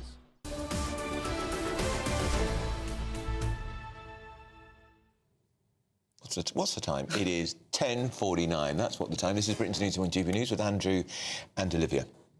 Yes, and the Royal British Legion is launching the Poppy Appeal to raise funds to support the armed forces community. We've all got our poppies on today, very proudly. Have. The launch will be held at Frameless, where veterans supported by the Legion will share their stories with a spectacular, immersive poppy landscape projection. And the appeal will encourage the nation to wear a poppy to send a personal message of thanks to those who serve. And joining us now is GB News reporter Will Godley. Will? What do you make of it? How's it going? Well, good morning. Well, good morning from the Cenotaph, where, of course, synonymous with remembrance, where that service of remembrance takes place on the Sunday nearest Armistice Day, attended by members of the royal family, past and present prime ministers as well. But that's towards the end of the Poppy Appeal. Today, all about the launch of that appeal and events happening across the country today. And earlier on, I was at the main launch event here in central London at that Frameless Art Gallery, as you said. And I can show you the pictures. It was a really incredible event with poppy landscapes on display from floor to ceiling, really immersive. And as well as that, it was pictures of the veterans supported by the Royal British Legion, as well as they launched their big fundraising event, hoping to raise £50 million for the people that they support and the work that they do. And this year it's all about rebuilding lives in the armed forces community, helping people when they need it the most. And at any one given time, they help around 7,000 people, whether they are veterans, their families, or current serving personnel. And someone supported by this Poppy Appeal is Leanne, who I spoke to earlier on at this Poppy Appeal. She's been in the army for 10 years. She had to leave, though, after a life-changing injury, and she was telling me about what the support of the Royal British Legion means to her. It's lovely that there's people that support you, it's people that I don't know, and they support, not just me and other veterans and other, the armed forces community, there's other personnel that they help, and it's just amazing as people who are, kind and caring and out there and very thoughtful, to give their generosity and support us. It's just lovely. And when you see people wearing a poppy, how does it make you feel? It shows that people care, and that no one is forgotten. Well, it was a very emotional launch event. A number of different veterans there sharing their stories and about what the work of the Royal British Legion means to them. A number of people saying that the rehabilitation centres and also providing them with a group of friends and community have done so much to them and given them a sense of support after leaving the battlefield. But for the Royal British Legion, wearing a poppy isn't just about fundraising and supporting veterans. It's also about showing serving members of the military that we're supporting them and honouring their sacrifice as well. A huge day for the Royal British Legion. As you know, this is our big national moment when we want to bring the nation together to celebrate the Poppy Appeal and celebrate our armed forces community. The money that we raise creates vital funds that means the Royal British Legion can be there if a veteran finds themselves in need of help. Well, that appeal launching today, hoping to raise £50 million. Last year they raised £51.4 million, all of that going to support people who desperately need it after serving our country. And a number of events happening between now and Armistice Day, including that Festival of Remembrance at the Royal Albert Hall and the Service of Remembrance happening here on Remembrance Sunday outside the Cenotaph. A real big, momentous event, of course, attended by members of the royal family and prime ministers as well. And today we're thinking about people as we wear our poppies proudly. Right, all right, that's our national reporter Will Godley at the Cenotaph. Thanks so much for that. And I do urge people, if you see people rattling that tin, give them some money, because it's a really good cause. It was and nice wear the there to poppy. see some younger veterans Yeah. as well, because of course we always think about the World War veterans, of course, Exactly. who are now beginning to die out very, very sadly. Yeah. And it's still very important, of course, to be supporting their widows and their families. But there are also a new generations of veterans who really need our support as well. Yeah, they were involved in wars in Afghanistan and Iraq, and of course the Falklands War was 40 years ago. Yeah. It's really important. I think it's one of my favourite charities. I think we've got 1 or 2 emails, haven't we? We may have 1 or 2. Olivia has to read them because, as you probably know, I have no clue how to access them. And we've got a few on the... Very easy, Adja. I'll give you a hand. We've got a few on the Poppy Appeal. Always support the Poppy Appeal, but one question I have to ask, hearing they raise 50 million every year, is why do we have so many veterans sleeping rough on the streets of Britain? It's a very good question, and I think particularly there are people who are sleeping rough on the streets, veterans who are sleeping rough on the streets, who aren't happy about the state of the migrant hotels, migrants sleeping in hotels with veterans on the streets. And we've got Jocelyn B, who says bought a large lamppost poppy from the RBL, and it's displayed proudly on a tree in the front garden. Thanks and remembrance. Now, up next, we're about to see history as the King and Pope are going to pray together publicly for the first time that's happened with the British monarch and the Pope in 500 years. This is Britain's Newsroom, Britain's favourite morning show on GB News.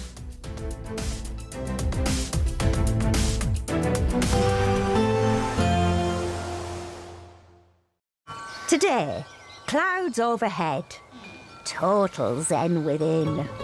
Boxed Solar sponsors the weather on GB News.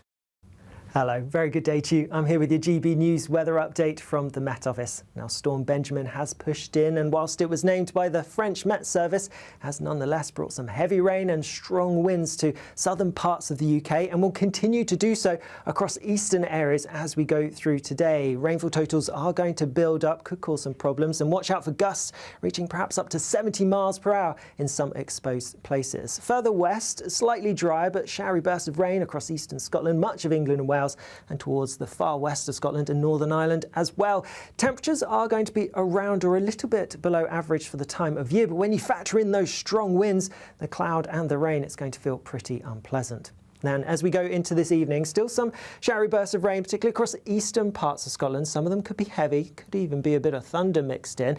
Drier and perhaps even clearer across many other parts of Scotland, albeit towards the west coast, a few showers here. Quite a showery theme through this evening across parts of Northern Ireland, and also showers piling into parts of Wales, southwest England. Still some strong blustery winds here, but it's still across far eastern areas where it's going to be wettest to end the day, and that's where we have those strongest winds as well. As we go overnight into Friday, now Storm Benjamin is clearing away into the North Sea, but exactly how quickly it clears away, that's still a bit uncertain. So I think we are going to see some rain fringing still into eastern parts of Scotland and showers coming into the west. Elsewhere, some dry, clear weather at times, and if you're sheltered from those strong winds, it could turn quite chilly through into tomorrow morning. And then through Friday itself, then watch out for some heavy rain across eastern parts of Scotland, as that could build up and lead to some impacts, and it could be a particularly wet and windy day here. Elsewhere, plenty of showers coming in from the west. Some of them could be heavy and they could be thundery at times too. Meanwhile, temperatures maybe up a degree or so compared to today, and a bit more sunshine on offer as well. Bye-bye. Today, clouds overhead, total zen within. Boxed Solar sponsors the weather on GB News. There's 2 weeks remaining in our latest, greatest giveaway. You could be in the driving seat of this Benamar Primera motorhome. This luxurious home from home comes with all the mod cons. Plus, you can use it with your current driving licence. We'll also boost your bank account with a whopping £30,000 in tax-free cash to spend on anything you like. It only takes one entry to become a winner. For another chance to win, text WIN to 63225. One entry costs £2.50 plus one standard network rate message. Or text BONUS to 63225. 5 entries cost £5 plus one standard network rate message. Go to gbnews.com/win. Entries start at £2.50. Call 0903 686 3232. Calls cost £2.50 plus your network access charge. Or post your name and number to GB16 PO Box 8690 Derby DE1 9TT. UK only. Entrance must be 18 or over. Lines close at 4 p.m. on the 31st of October. Please check the closing time if listening or watching on demand. Decisions made in Washington aren't just shaping America, they're shaping Britain too. From migration to global security, from crime to health, Whatever happens in the White House today will be felt in your town or city tomorrow. That's why The Late Show is live from Washington, D.C. Cutting through the politics to show you what it all means for Britain. The Late Show live every night at midnight. Only on GB News, Britain's news channel. Bold. They are under no illusion. Ray. Are you a human trafficker? Boundless. I've had enough of the nonsense, and I'm not afraid to say it. Don't get this on the BBC. Every weeknight, I tear through the headlines. The smell of gasoline. Should we be worried about it? From Westminster madness to cultural war chaos. What I'm going to do now is they are throwing things out the car as we speak. Get ready, Britain. Here we go. Patrick Christie's tonight, weeknights from 9 p.m, only on GB News, Britain's news channel. At GB News, we love to hear from you, our loyal community. So drop us a line at gbnews.com/yoursay. There you can talk to each other and also to the presenters live on air. gbnews.com/yoursay, because GB News is your channel, Britain's news channel. Join me, Nana Akweer, for an informative, interactive news programme with a difference. It's fun. Oh no, he didn't say that, though. I'm so surprised. I think there's an element of truth to that. Join me from 3 p.m. every weekend, only on GB News, Britain's news channel. In the GB Newsroom, we bring you the news as it happens. With our team of dedicated journalists across the UK, We're ready to keep you up to date with what's happening every half an hour, every single day. Bulletins here on GB News, the People's Channel, Britain's news channel.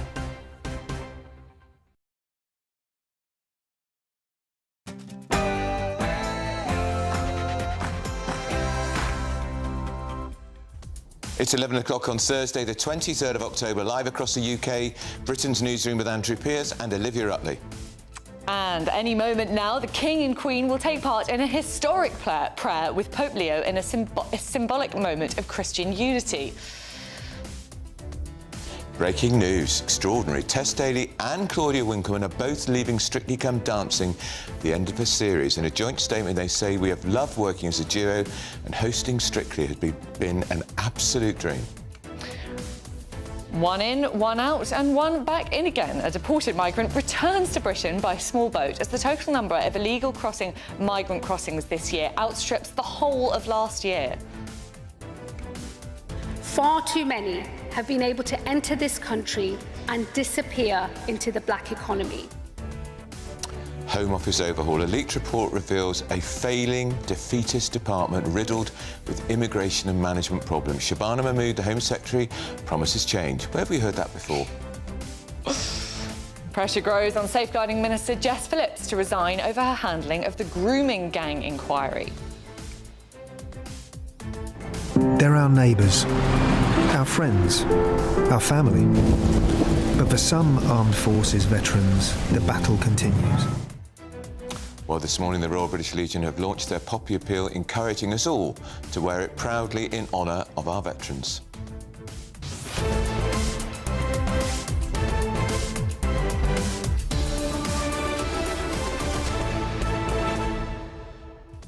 That's a real bombshell, isn't it, Strictly? Absolutely. Never saw that coming. No one saw it coming in. It sounds, from what Mark White was saying earlier, as though the BBC didn't really see it coming either. There is no statement thanking Claudia and Tess for their service to Strictly Come Dancing from someone high up in BBC management. Could it be that the BBC was a bit blindsided by this? I wonder.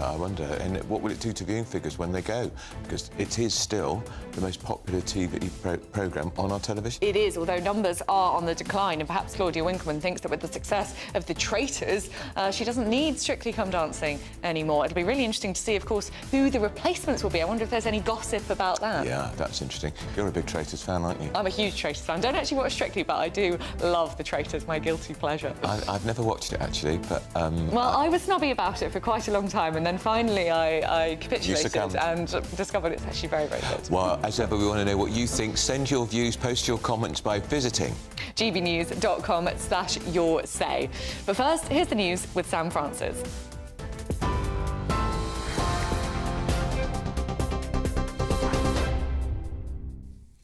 Very good morning to you at 2 minutes past 11. Well, the end of an era for Strictly Come Dancing. Tess Daly and Claudia Winkleman have both announced they are stepping down as hosts after this series. In a joint Instagram post, the pair said, "We were always going to leave together, and now it feels like the right time." They thanked the BBC and the Strictly team, calling it an absolute dream, adding they'll still be saying, "Keep dancing," just at home in tracksuit bottoms with pizza. King Charles and Queen Camilla have arrived at the Vatican for a historic meeting with Pope Leo, seen as a symbolic show of unity between the Catholic Church and the Church of England. The King, who serves as Supreme Governor of the Church of England, will join the Pope in prayer in the Sistine Chapel, marking the first time a British monarch and pontiff have done so in 500 years. The palace hopes the focus will remain on this moment of faith and reconciliation amid continued scrutiny over the scandal surrounding Prince Andrew. Here, 4 survivors who quit the government's grooming gangs inquiry have written to the Home Secretary calling for Safeguarding Minister Jess Phillips to resign. In a joint letter, they say her departure would show the government is serious about accountability. But sources say Shabana Mahmood is standing by her minister. That's despite campaigner and former police whistleblower Maggie Oliver saying she's lost confidence in Jess Phillips. The government says a migrant who re-entered the UK after being deported to France will be sent back again and again if he keeps returning. Ministers insist the case proves that the UK-France one-in, one-out deal is working, saying the man paid smugglers twice to cross the channel and will now be deported twice. It comes as small boat arrivals this year surpass last year's entire total, with more than 36,950 migrants crossing the channel so far. Home Secretary Shabana Mahmood says the figures are shameful and that the government must go further and faster to restore control of Britain's borders. And police drones will soon be flying themselves to crime scenes across London in a groundbreaking new Met Police trial. The so-called Drone First Responder scheme allows drones to be launched remotely within just 2 minutes of a 999 call, streaming live footage to officers on the ground and in control rooms. The Met says the drones are faster, they're cheaper and greener than helicopters, helping track suspects, find missing people and capture evidence instantly. Those are the 11 o'clock headlines. I'll be back with you shortly. Now, though, it's over to Andrew and Olivia.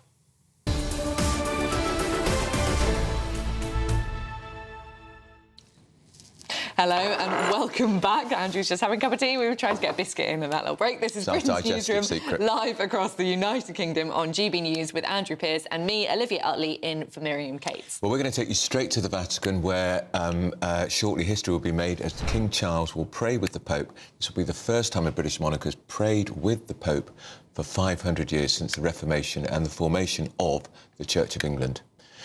A really important moment. Really, really important moment. It's going to be in the Sistine Chapel, so we're expecting to see some really beautiful pictures coming out of there.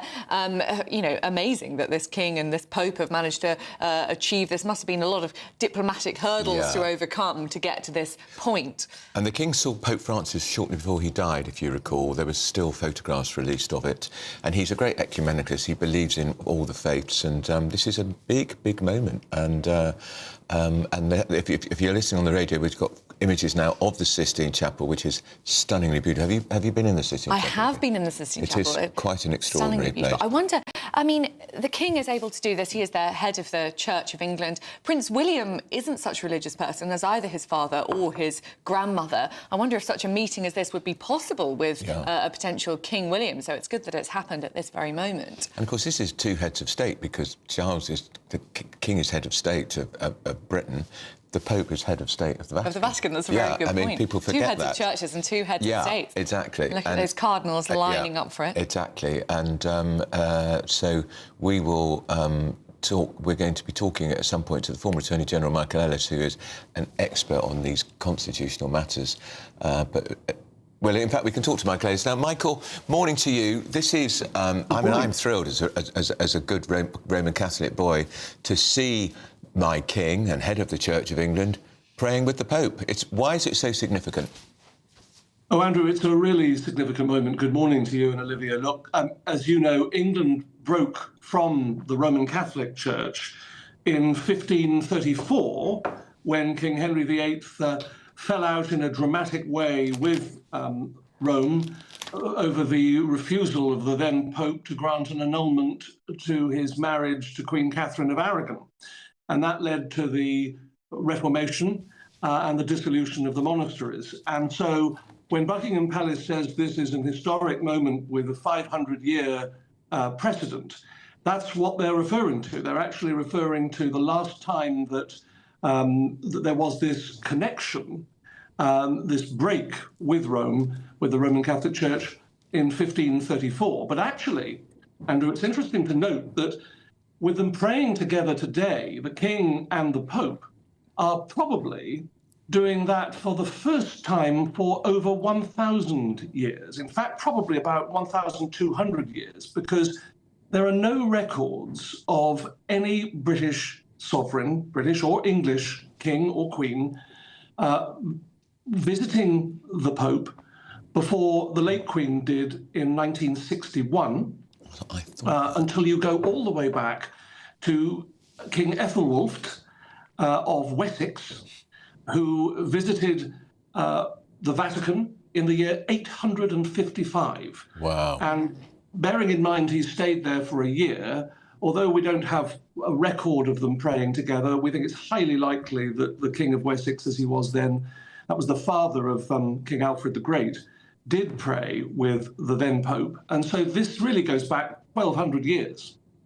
So 1,200 years in the making. Why has this moment, why has this meeting come right now? Is it something that King Charles and Pope Leo personally wanted to make happen? It's because of the King, quite frankly. Yeah. He is a builder of bridges, and he's someone for whom faith is very important, but also for whom the building of links and bridges, if you like, the repair of damage of the past can be achieved. And in that sense, he reminds me of King Edward VII, Queen Victoria's son, who in the 1901 to 1910 reign was very much a builder of bridges too, and the connection between England and France there. But here we're going to see a very important historic moment in the Sistine Chapel, as you were saying, Andrew, that beautiful chapel which is full of Renaissance art. When we see a pan shot of the chapel, you can see Michelangelo's famous frescoes on the walls there, which Michelangelo painted in 1508 to 1512. And he painted the Book of Genesis, scenes from the Book of Genesis there. But this is a moment which I think will resonate with the King particularly strongly, because he feels passionate about faith. He is someone for whom the Greek Orthodox, the Orthodox Christian Church, he's visited Mount Athos in Greece, which is a very important spiritual home for the Greek Orthodox Church. He has excellent relations across other faiths as well. The chief rabbi, for example, and the King are great friends, and we know that the King has excellent relations with leaders of the Muslim faith. So this is a sovereign for whom the building of bridges, and this is a very broken, old broken bridge, if you like, the break between the English Church, the Anglican Church, and Rome goes all the way back to Henry VIII. And although the late Queen, Andrew, she did have a part to play in what happened between an ever closer link between the two churches. She never went so far as to pray with the Pope. She did, Her late Majesty went to the funeral of the King of the Belgians about 30 years ago in 1993. Even that caused controversy at the time, because that was a Catholic service. And of course, both the late Queen, with her first visit in 1961, and the current King, with several visits to popes over the years, have of course met the pontiffs. But this is a step that is a very special one. And I think we can see now with the Swiss Guard who I was told, Andrew, that the Swiss Guards' uniforms were being modernised, but it doesn't look as though they've been modernised too rashly. And I think we can see part of the procession coming into the Sistine Chapel now. And of course, the chapel itself was built in the late 1400s, and for Pope Sixtus IV, which is why it's got its name, Sistine. It's the Pope's private chapel even to this day, and it's where the papal conclave meets to elect the new Pope. And the frescoes were painted on a couple of decades after it was built by Michelangelo, mostly by Michelangelo. Some of them are frescoes by Botticelli and others, but there's His Majesty now preparing for this historic moment. So that is the King arriving in the Sistine Chapel. He's surrounded, but there's some cardinals with him, it appears. Camilla, the Queen, will be not far behind for this historic moment. And that's Michael's done his homework back to 800 and something. Yeah, so not just 500 years. years, more like 1,200 years since a king and a pope sat down together and prayed together. What a moment for Britain. Michael, I was thinking when the late Queen had her coronation, the Archbishop of Canterbury in those days was an incredibly powerful figure. If this was back to 1953, would this even be permitted by the Anglican Church, by the Church of England? Would they say to the monarch, don't do it? Well, I think Her late Majesty wouldn't have done this, but that was a very long time ago. It was over 70 years ago. You see, the Act of Settlement of 1701 says that the sovereign must not be in communion with the Roman Catholic Church.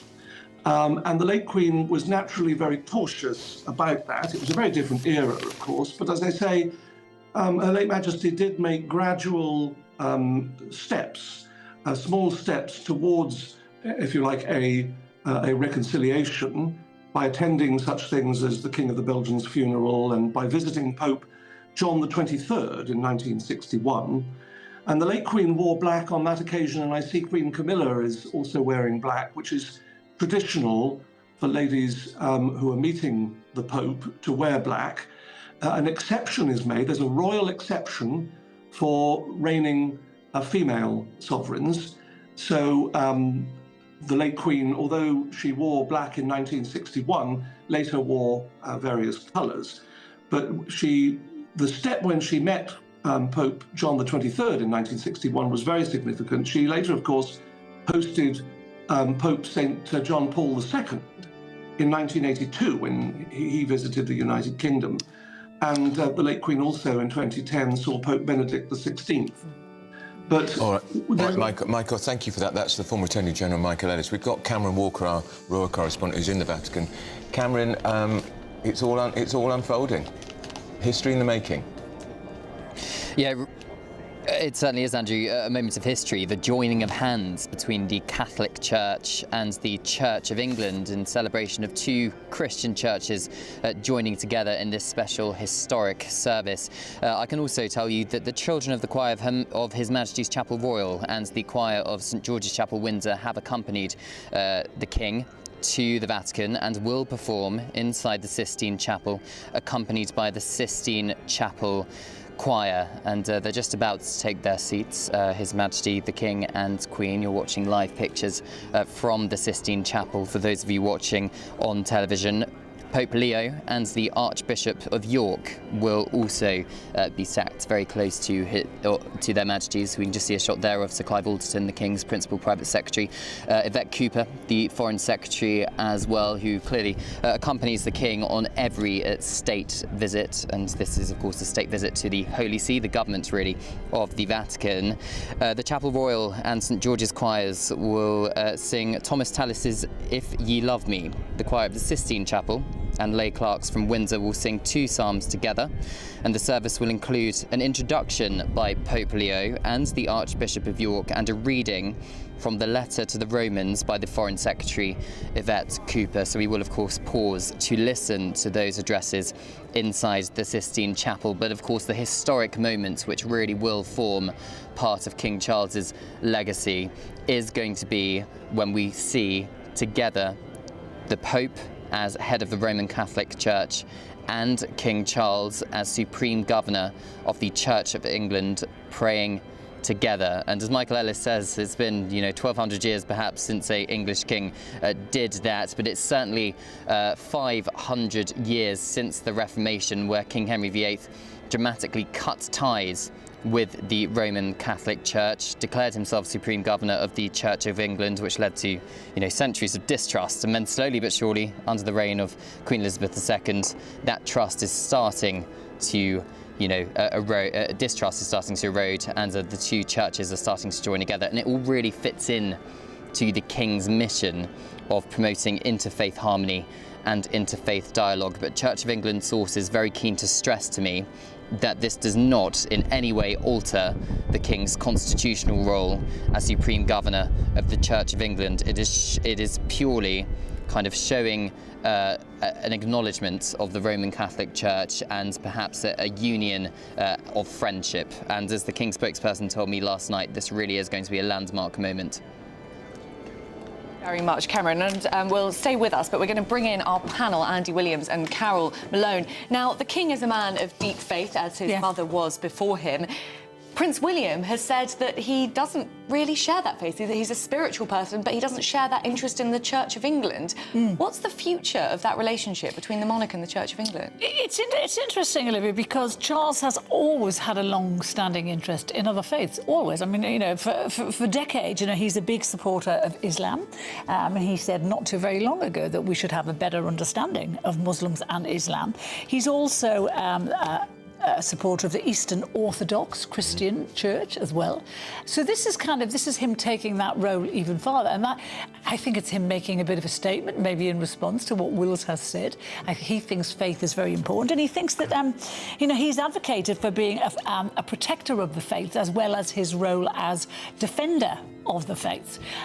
So it has always been hugely important. He thinks it's very important for communities that that differing religions are a very important part of British life, which is commendable, because we're living through a time when many people don't think that is the case. So, good on him for doing this. It is unprecedented. I think that's right. I mean, he's said, as you say, Carol, that he's spoken of his respect for those who follow other spiritual paths. I think it's really important to say that and to set that example as as our head of state. And I think whether William is a sort of true believer or not, what he will absolutely do is preserve that sense of tradition and the fact that Christianity or Islam or whatever your faith is part of the ties that bind communities. And I think that's the really important thing. The Pope is now arriving in the Sistine Chapel, and this, of course, people forget this. This is two heads of state. Yes. The Pope is the head of the Vatican state. Yes. And two church leaders. I'm very glad he's doing it, because I'm a Catholic, and then. How often do you go to church? Well, not as often as you, Piers, that's for sure. You're very good. But, this is very good for the Catholic faith. It's good for all faiths, because there's a dwindling interest in faith in this country right now. This new Pope is very popular, isn't he? He seems to be doing well. I like he's him a lot. well liked. Yes, I mean, there's not many popes that we don't like. I mean, it would seem churlish if we didn't. Split opinion. My favourite was Pope John the 23rd. I loved him. He was, remember the Polish Pope? Yeah. He was John lovely. Paul II. I actually covered his visit to Britain many years ago, and I nearly fainted. It was like I was at a pop concert. I was so moved by it. I covered the one at Coventry. Yeah, I did. I was at Coventry. I didn't see you there. With 300,000 other people. Wow. My family were there and said, "We didn't see you." I said, "Tricky that. 300,000 people." I was so moved by it, and I remember that very clearly, because popes have an incredible effect. Just looking at them has an incredible effect. And I remember all these little school kids that had all their instructions and they had their song sheets and they were supposed to sing when he got off the plane. And as soon as he got off the plane, they threw the sheets in the air. They didn't care. They just got rid of and ran and went to cuddle him. Yeah, I have amazing memories of that as well. We're going to go back to that, because the King is now speaking.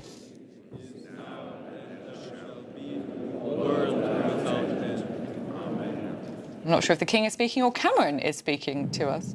Cameron Walker, help us out. What's happening here? Hi there, Andrew. Yeah, well, we're at the start of this service. The Pope, of course, as you've just been saying, has arrived inside the Sistine Chapel. I believe they're currently just singing one of the singing Thomas Tallis's "If You Love Me." The choir of the Sistine Chapel, Anthony Clarks from Windsor, will sing 2 psalms, and then of course we're going to have an introduction from Pope Leo and the Archbishop of York, reading from the letter to the Romans by the Foreign Secretary Yvette Cooper. So this is of course just the start of the service. I think it's really interesting actually, of course, having King Charles inside the Sistine Chapel, and clearly not perhaps the most important person in the room here, because of course if you see the King and Queen inside Westminster Abbey, for example, King as Supreme Governor of the Church of England clearly has an incredibly important role. But here, of course, it is the Pope in charge, and Pope Leo very much in charge of this service as head of the Roman Catholic Church. But it's the unification, perhaps, in terms of the friendships of the Roman Catholic Church and the Church of England, which is highly significant here.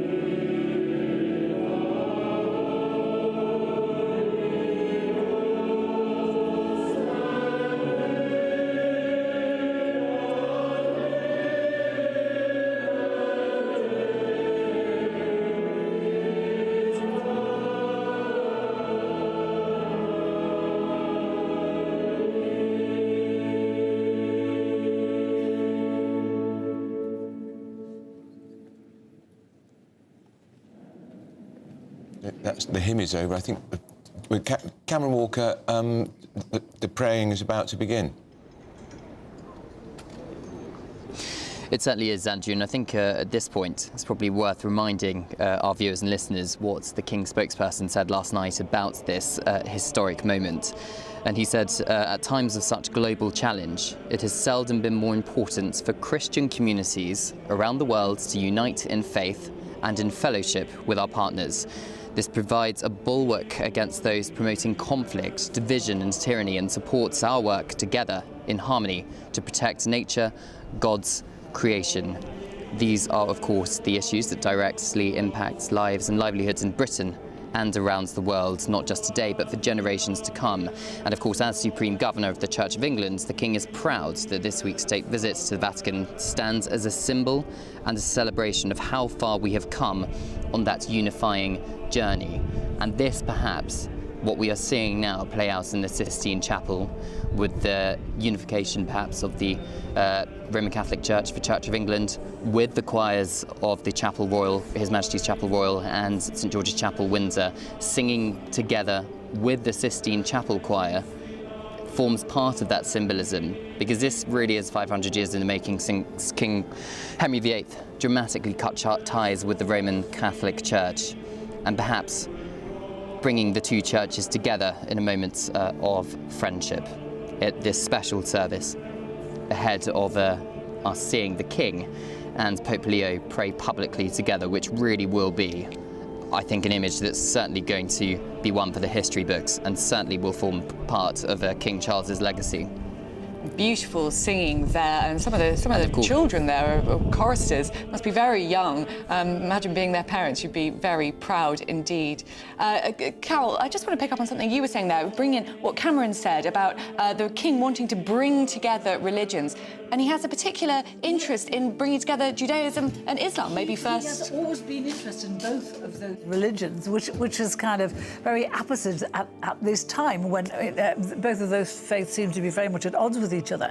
And I think, you know, I really respect what he's doing as king. I mean, I think he's probably fighting a losing battle in some cases. But you know, if this particular visit promotes the Catholic faith and makes people who are lapsed, or maybe people who who have just given it up, want to go back, I mean, it's a fantastic thing, and he will do the same for other faiths as well. Because remember, the Queen was a devout Christian as well. She promoted faith, and he also, and you mentioned spirituality before, Olivia, that Charles is also interested in that. When he realises faiths maybe can't combine and mix, then that's when he talks about spirituality and people having a bond together. I think it's a really important thing, this, you know.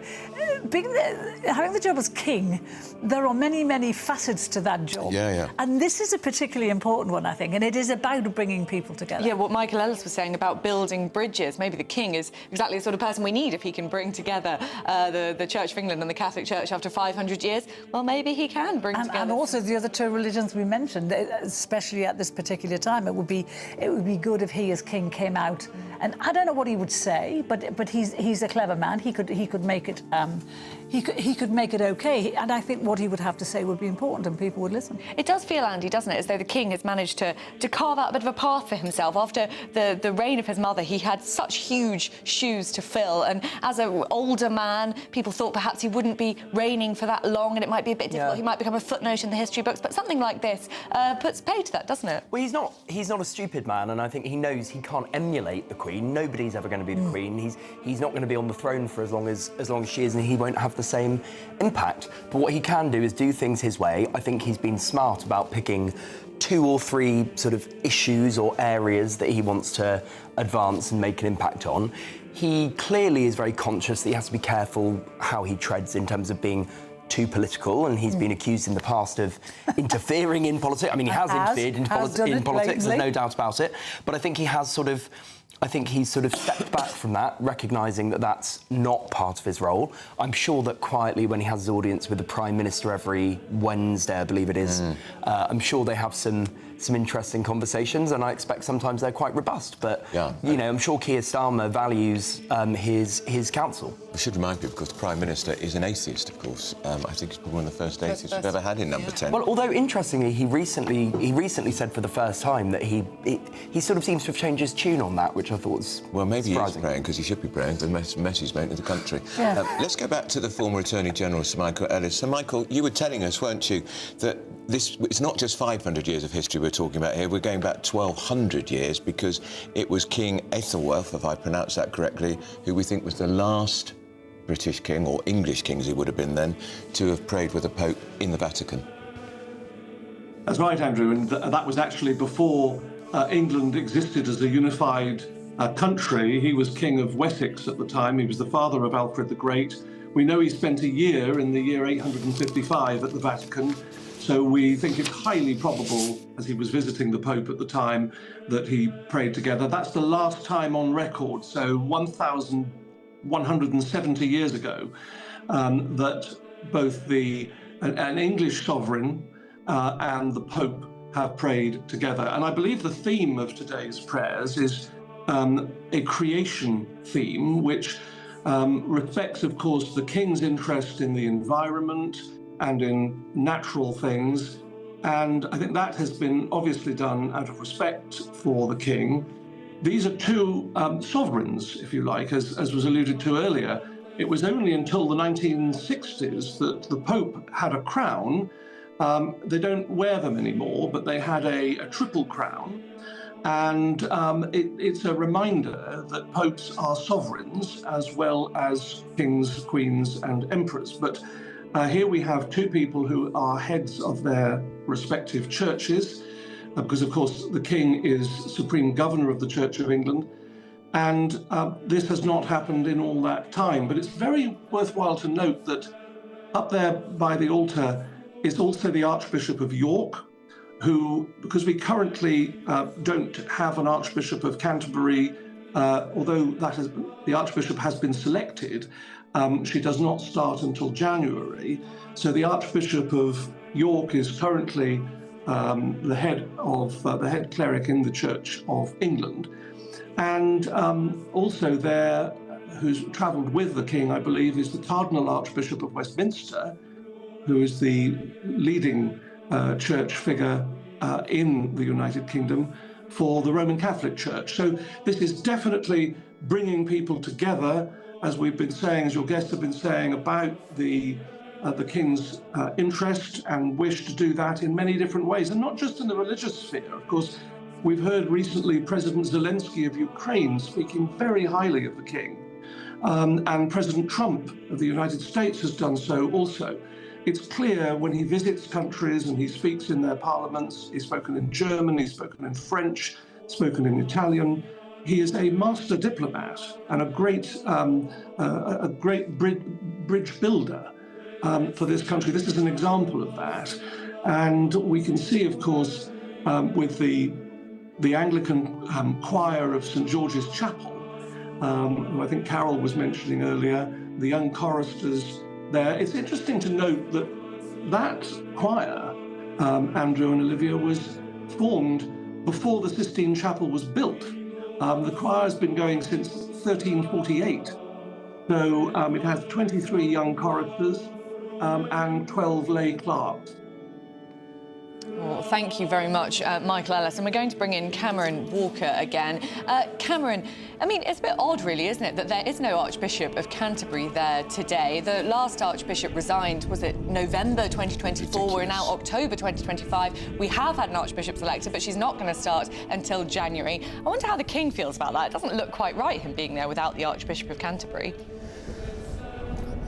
Well, absolutely, but of course the King just has to keep calm and carrying on and carry on. And of course he's had enough distractions this week, perhaps, with his brother Prince Andrew. But of course this really has been a trip that's been in the making for a number of months, if not years, because originally this was all meant to happen back in April. It was meant to be 2 state visits really for the price of 1, where the King was last in Rome for a state visit to Italy. There was meant to be the state visit to the Holy See immediately afterwards, but because of Pope Francis's failing health, the state visit didn't go ahead. I'll just stop talking so you can hear the Foreign Secretary. In pain together until now.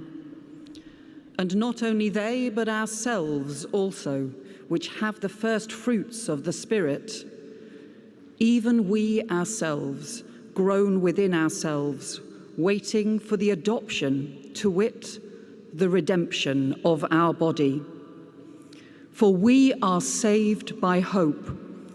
But hope that is seen is not hope. For what a man seeth, why doth he yet hope for? But if we hope for that we see not, then do we with patience wait for it. Likewise, the Spirit also helpeth our infirmities. For we know not what we should pray for as we ought, but the Spirit itself maketh intercession for us with groanings which cannot be uttered. And he that searcheth the hearts knoweth what is the mind of the Spirit, because he maketh intercession for the saints according to the will of God. So that was the Foreign Secretary, Yvette Cooper, new in that job, making a formal address. Let's go back to Cameron Walker. Hi there, Andrew. Yes, as I was saying, of course, this has been something that's been in the making for a number of months. Pope Francis, of course, passed away back in April, and Pope Leo elected in May, and this state visit rearranged for October. And as we've been saying, you can just see pictures on your screens now of one of the choirs here. We have the choir of His Majesty's Chapel Royal and the choir of St George's Chapel, Windsor, and the Sistine Chapel Choir singing together. And Michael Ellis previously gave you a little bit of history into the Sistine Chapel Choir, but the choir of His Majesty's Chapel Royal is one of the oldest continuous musical organisations in the world. It has existed since there have been Christian kings in England, so a very, very long time ago. Almost all of the principal names in English music have been members of the Chapel Royal, including Tallis, Bird, we've got Gibbons, Handel as well, and the Chapel Royal Choir is based, of course, at St James's Palace in London, just next door to Clarence House, where the King lives, which is next door to Buckingham Palace. And the Sistine Chapel Choir, one of the oldest choirs in the world, existed approximately 1,500 years, and the choir performs during the papal celebrations at St Peter's and in concerts all over the world. And the Sistine Chapel's choir comprises of 20 permanent adult singers and about 35 boy singers, who I'm sure have been rehearsing a very long time for this particular moment. And it's lovely to see them there. This is, as we've been saying, lovely to see them there looking so smart. Yeah, it certainly is, Olivia, and of course... I just wanted to ask you, Cameron, just from the lofty to the ridiculous, you talked about for a second there about Andrew and this visit being rather overshadowed by the King's brother. Is that going to be really, really annoying for the King? Because as you say, this has been months, if not years, in the making.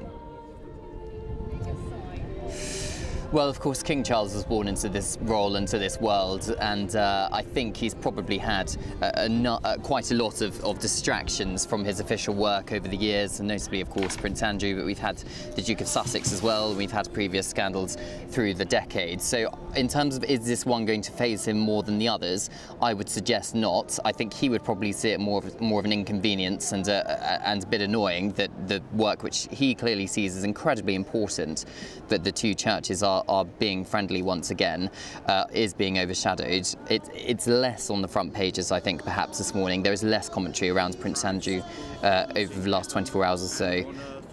I'm just going to pause to see what the Archbishop of York is saying. Have been created through him and for him. You are worthy, our Lord and God, to receive glory and honour and power, for you created all things, and by your will they existed and were created. Let us pray. God our Father, you have created the heavens and the earth and made us in your own image.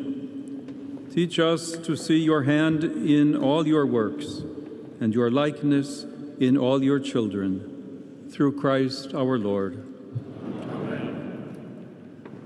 The grace of our Lord Jesus Christ, and the love of God, and the fellowship of the Holy Spirit be with us all evermore. Amen.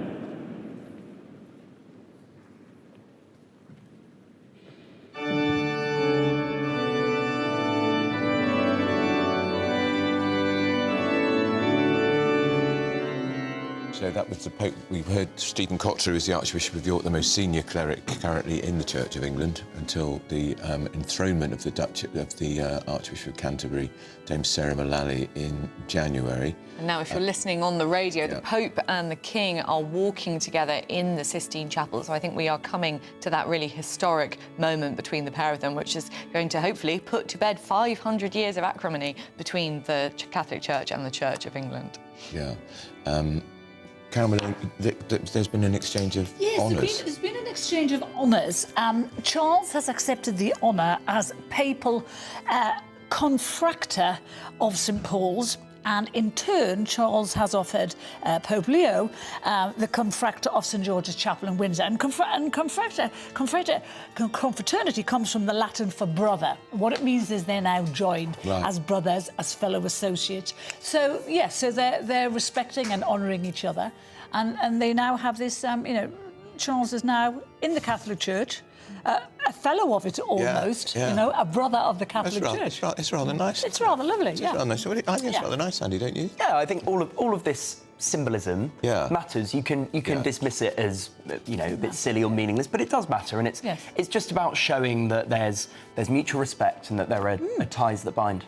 Yeah, we shouldn't forget the Catholic Church has the biggest Christian congregation in the world, much bigger than the Anglican faith. And I believe it's growing as well, globally growing quite significantly. Yeah, it is, especially, it's growing a lot in Africa as well, of course, where, and in Eastern Europe. Well, the Church of England is growing in Africa as well, bizarrely. I think the average Anglican is now a 28-year-old black woman from Nigeria or something, which is fascinating.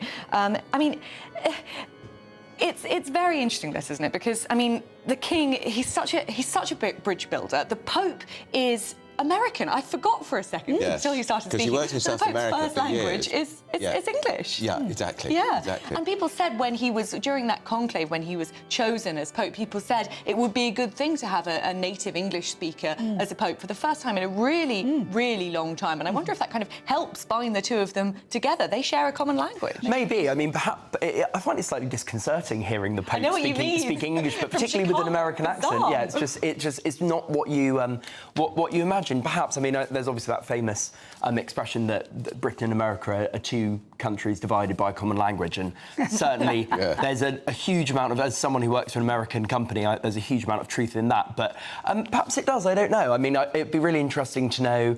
You know, they're probably just starting to get to know each other. What do they talk about? What's their small talk like? You know, they must be finding common ground beyond their very significant roles. Because the Pope is a king too. What do two kings have small talk about? Well, their crowns, their jewels, religion, presumably, titles. But I think Charles, you know, when Charles was younger, he was mocked in many ways. Remember, you know, he was talking to plants and loved buildings and whatever. We all took the mick out of him.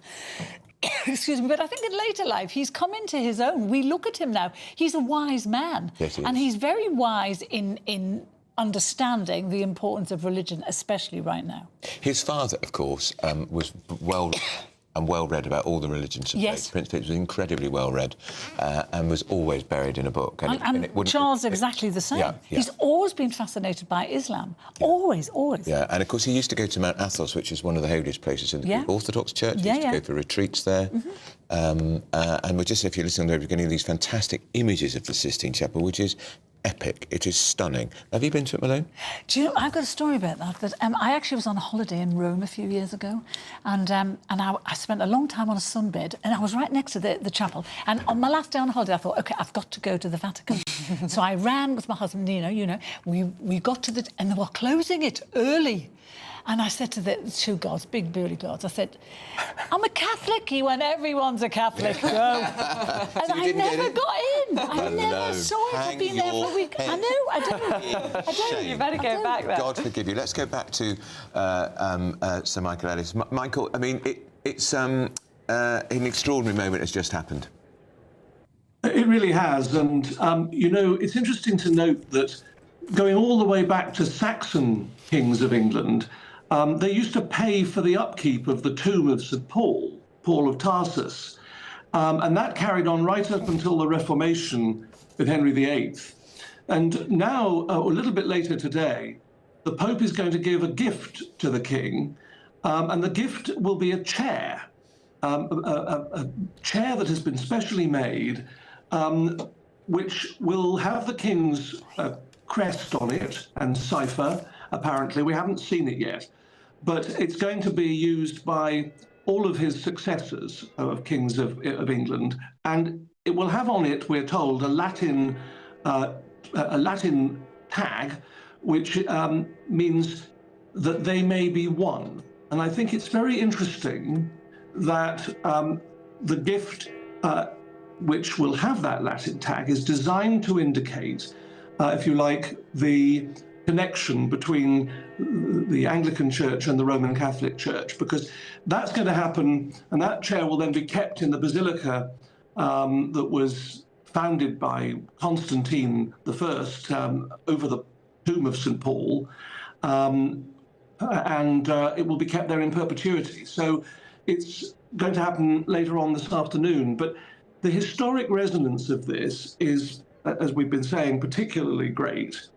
But after all, it comes from a king who is a great intellect, who actually is extremely academic in his insights into faith and many other matters, and who has made it his business to bring people together. And like I was saying earlier, even when faith isn't the issue, when politics has been the issue in terms of disputes between peoples, he has tended to try to play a non-political part. And that's why I think you find that he's so highly respected on the international circuit, including by people like President Trump and President Zelensky. But we've seen the beautiful Sistine Chapel there, Andrew, and it is quite spectacular. I was reminded of a very old, well, wonderful film. I think it stars Charlton Heston, made in the 1960s about the fractious relationship between the then Pope and Michelangelo when he was painting the frescoes. It took several years to paint those frescoes. The Pope was constantly hurrying up Michelangelo in the doing of it. But they've lasted all these hundreds of years, and they'll continue to last, no doubt. They were painted in the early 1500s, and Botticelli and others have painted in that chapel as well. But the Pope still uses that chapel as his private chapel, and it is where the conclave takes place every time a new Pope needs to be elected. So, very historic occasion. Later on today, the King will visit this basilica where the chair will be presented to him, and where no doubt he will be seated in that hand-carved chair, the gift from the Pope, and we'll look forward to seeing that. But it goes all the way back to Saxon times, the support for that church. All right, to Michael. That's Sir Michael Ellis, the former Attorney General, who is our constitution and history expert. Fantastic. So, Malone and Andy, we've witnessed some history. We absolutely have, yeah. I don't know whether, because we can't hear the guys in the studio here, but did they actually say that Charles has now met 3 popes? No. They said he's met 3 popes. He met Francis, didn't he? He met Francis, and then when we were in Coventry, he met Airport, in 1982. Yeah. He met Pope John Paul there. So this is the 3rd Pope that he's actually met, which is incredible.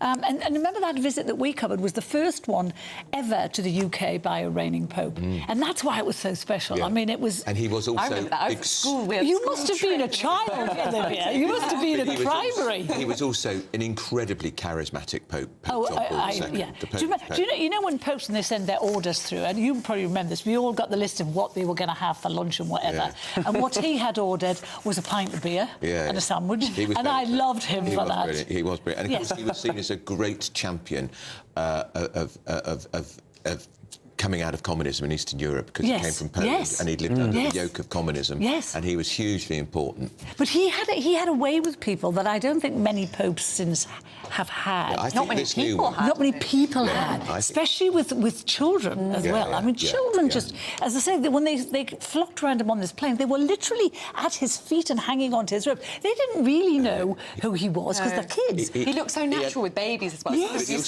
Whenever he visited a country, if you remember, he'd get off the plane and he would immediately prostrate himself on the ground and kiss the soil. It was an extraordinary moving moment. The other thing about this Pope is that I think I'm right in saying he's relatively young. So he actually has quite a significant... Born in 1955. Right, so that makes him...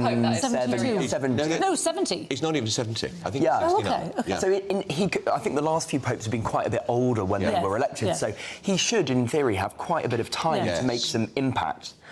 So that will be interesting to watch. The other thing I'd say about, Charles's role here is this is exactly what we want our head of state to be doing, and why I think it's a great, there are all sorts of reasons why, there are concerns about having a monarchy, and Prince Andrew in this country is a large part of that. But you can't choose your royals, and actually this is why, when there's been debate in the last few days about should Parliament get involved and strip him of the Duke of... No, they shouldn't, because if you believe in having a constitutional monarchy, you take the rough with the smooth.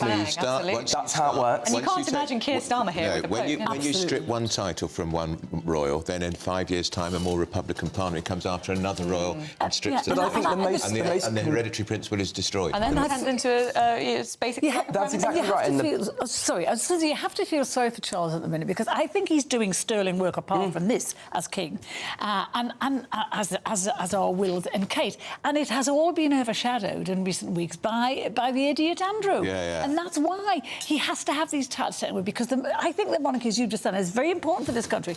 It makes our very little island a different entity. It gives us class and dignity on the world stage. Those images from the Vatican will be broadcast worldwide. Around the world, because he's the most famous monarch on the planet. Absolutely, and it depoliticises events like this, because we have a head of state who is not elected, who is not left or... Well, he is, but as far as we know, he's not left or right or anything at all. Doesn't matter. And that does distinguish us from most other countries. And on that note, we have to leave it there. That's it from Britain's Newsroom with Carol and Andrew and lovely Olivia. Up next, Good Afternoon Britain with Tom Adorn. What on earth is going on in the English Channel? Are we going to be able to send back the migrant who came in, then out, and then came back across on a small boat again? And what on earth is going on with the grooming gangs inquiry? Will anyone finally step up to the plate to look after these women and girls? And also we have a brilliant Strictly Come Dancing exclusive with a former professional dancer behind the scenes. Don't want to miss it. That and Tony Blair versus Ed Miliband. It's a busy show. See you after the weather.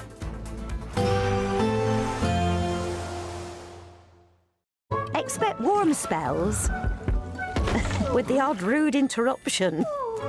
Box Boilers sponsors the weather on GB News. Hello, very good day to you. I'm here with your GB News weather update from the Met Office. Now, Storm Benjamin has pushed in, and whilst it was named by the French Met Service, has nonetheless brought some heavy rain and strong winds to southern parts of the UK and will continue to do so across eastern areas as we go through today. Rainfall totals are going to build up, could cause some problems, and watch out for gusts reaching perhaps up to 70 miles per hour in some exposed places. Further west, slightly dry but showery bursts of rain across eastern Scotland, much of England and Wales, and towards the far west of Scotland and Northern Ireland as well. Temperatures are going to be around or a little bit below average for the time of year, but when you factor in those strong winds, the cloud and the rain, it's going to feel pretty unpleasant. And as we go into this evening, still some showery bursts of rain, particularly across eastern parts of Scotland. Some of them could be heavy, could even be a bit of thunder mixed in. Drier and perhaps even clearer across many other parts of Scotland, albeit towards the west coast, a few showers here. Quite a showery theme through this evening across parts of Northern Ireland, and also showers piling into parts of Wales, southwest England. Still some strong blustery winds here, but it's still across far eastern areas where it's going to be wettest to end the day, and that's where we have those strongest winds as well. As we go overnight into Friday, now Storm Benjamin is clearing away into the North Sea, but exactly how quickly it clears away, that's still a bit uncertain. So I think we are going to see some rain fringing still into eastern parts of Scotland and showers coming into the west. Elsewhere, some dry, clear weather at times, and if you're sheltered from those strong winds, it could turn quite chilly through into tomorrow morning. And then through Friday itself, then watch out for some heavy rain across eastern parts of Scotland, as that could build up and lead to some impacts, and it could be a particularly wet and windy day here. Elsewhere, plenty of showers coming in from the west. Some of them could be heavy and they could be thundery at times too. Meanwhile, temperatures maybe up a degree or so compared to today, and a bit more sunshine on offer as well. Bye-bye. Expect warm spells with the odd rude interruption. Box Boilers sponsors the weather on GB News. There's 2 weeks remaining in our latest, greatest giveaway. You could be in the driving seat of this Benamar Primera motorhome. This luxurious home from home comes with all the mod cons. Plus, you can use it with your current driving licence. We'll also boost your bank account with a whopping £30,000 in tax-free cash to spend on anything you like. It only takes one entry to become a winner. For another chance to win, text WIN to 63225. One entry costs £2.50 plus one standard network rate message. Or text BONUS to 63225. 5 entries cost £5 plus one standard network rate message. Go to gbnews.com/win. Entries start at £2.50. Call 0903 686 3232. Calls cost £2.50 plus your network access charge. Or post your name and number to GB16 PO Box 8690 Derby DE1 9TT. UK only. Entrance must be 18 or over. Lines close at 4 p.m. on the 31st of October. Please check the closing time if listening or watching on demand. Exciting news. Every Friday, my Patrick Christie's Tonight Show is going to have a twist to it. We're welcoming some special guests. You. That's right, on Fridays I'm going to be doing my show in front of a live studio audience, because this show is about you and what you have to say. It's going to be the same big debates, same big topics, same big opinions. But every Friday night at 9 p.m, you are invited to come on down to Patrick Christie's Tonight to be a part of the action. Only on GB News, the People's Channel, Britain's news channel. Hi, I'm Michelle Dewberry, and my show is your opportunity to cut through all the noise and dive in headfirst to some robust debates. Ideas clash. Situation, isn't it? Because the failure is... You're deliberately avoiding my point. Nothing's held back. And if you think this is the end of it, wait for more. And we do not shy away from the difficult stuff. Sometimes I want to shake people and say, if only you understood. So join me on Jubes & Co. weeknights at 6 p.m, only on GB News, Britain's news channel. Join me, Nana Akwe, for an informative, interactive news programme with a difference. It's fun. No, he didn't say that, though. I'm so surprised. I think there's an element of truth to that. Join me from 3 p.m. every weekend, only on GB News, Britain's news channel. In the GB Newsroom, we bring you the news as it happens. With our team of dedicated journalists across the UK, we're ready to keep you up to date with what's happening every half an hour, every single day. Bulletins here on GB News, the People's Channel, Britain's news channel. Britain was once the envy of the world. But look around. A nation that no longer knows what it is or where it's going. A country that's broken. How do we fix Britain? How do we bring it back? Friday night with Matt Goodwin at 8 p.m, only on GB News.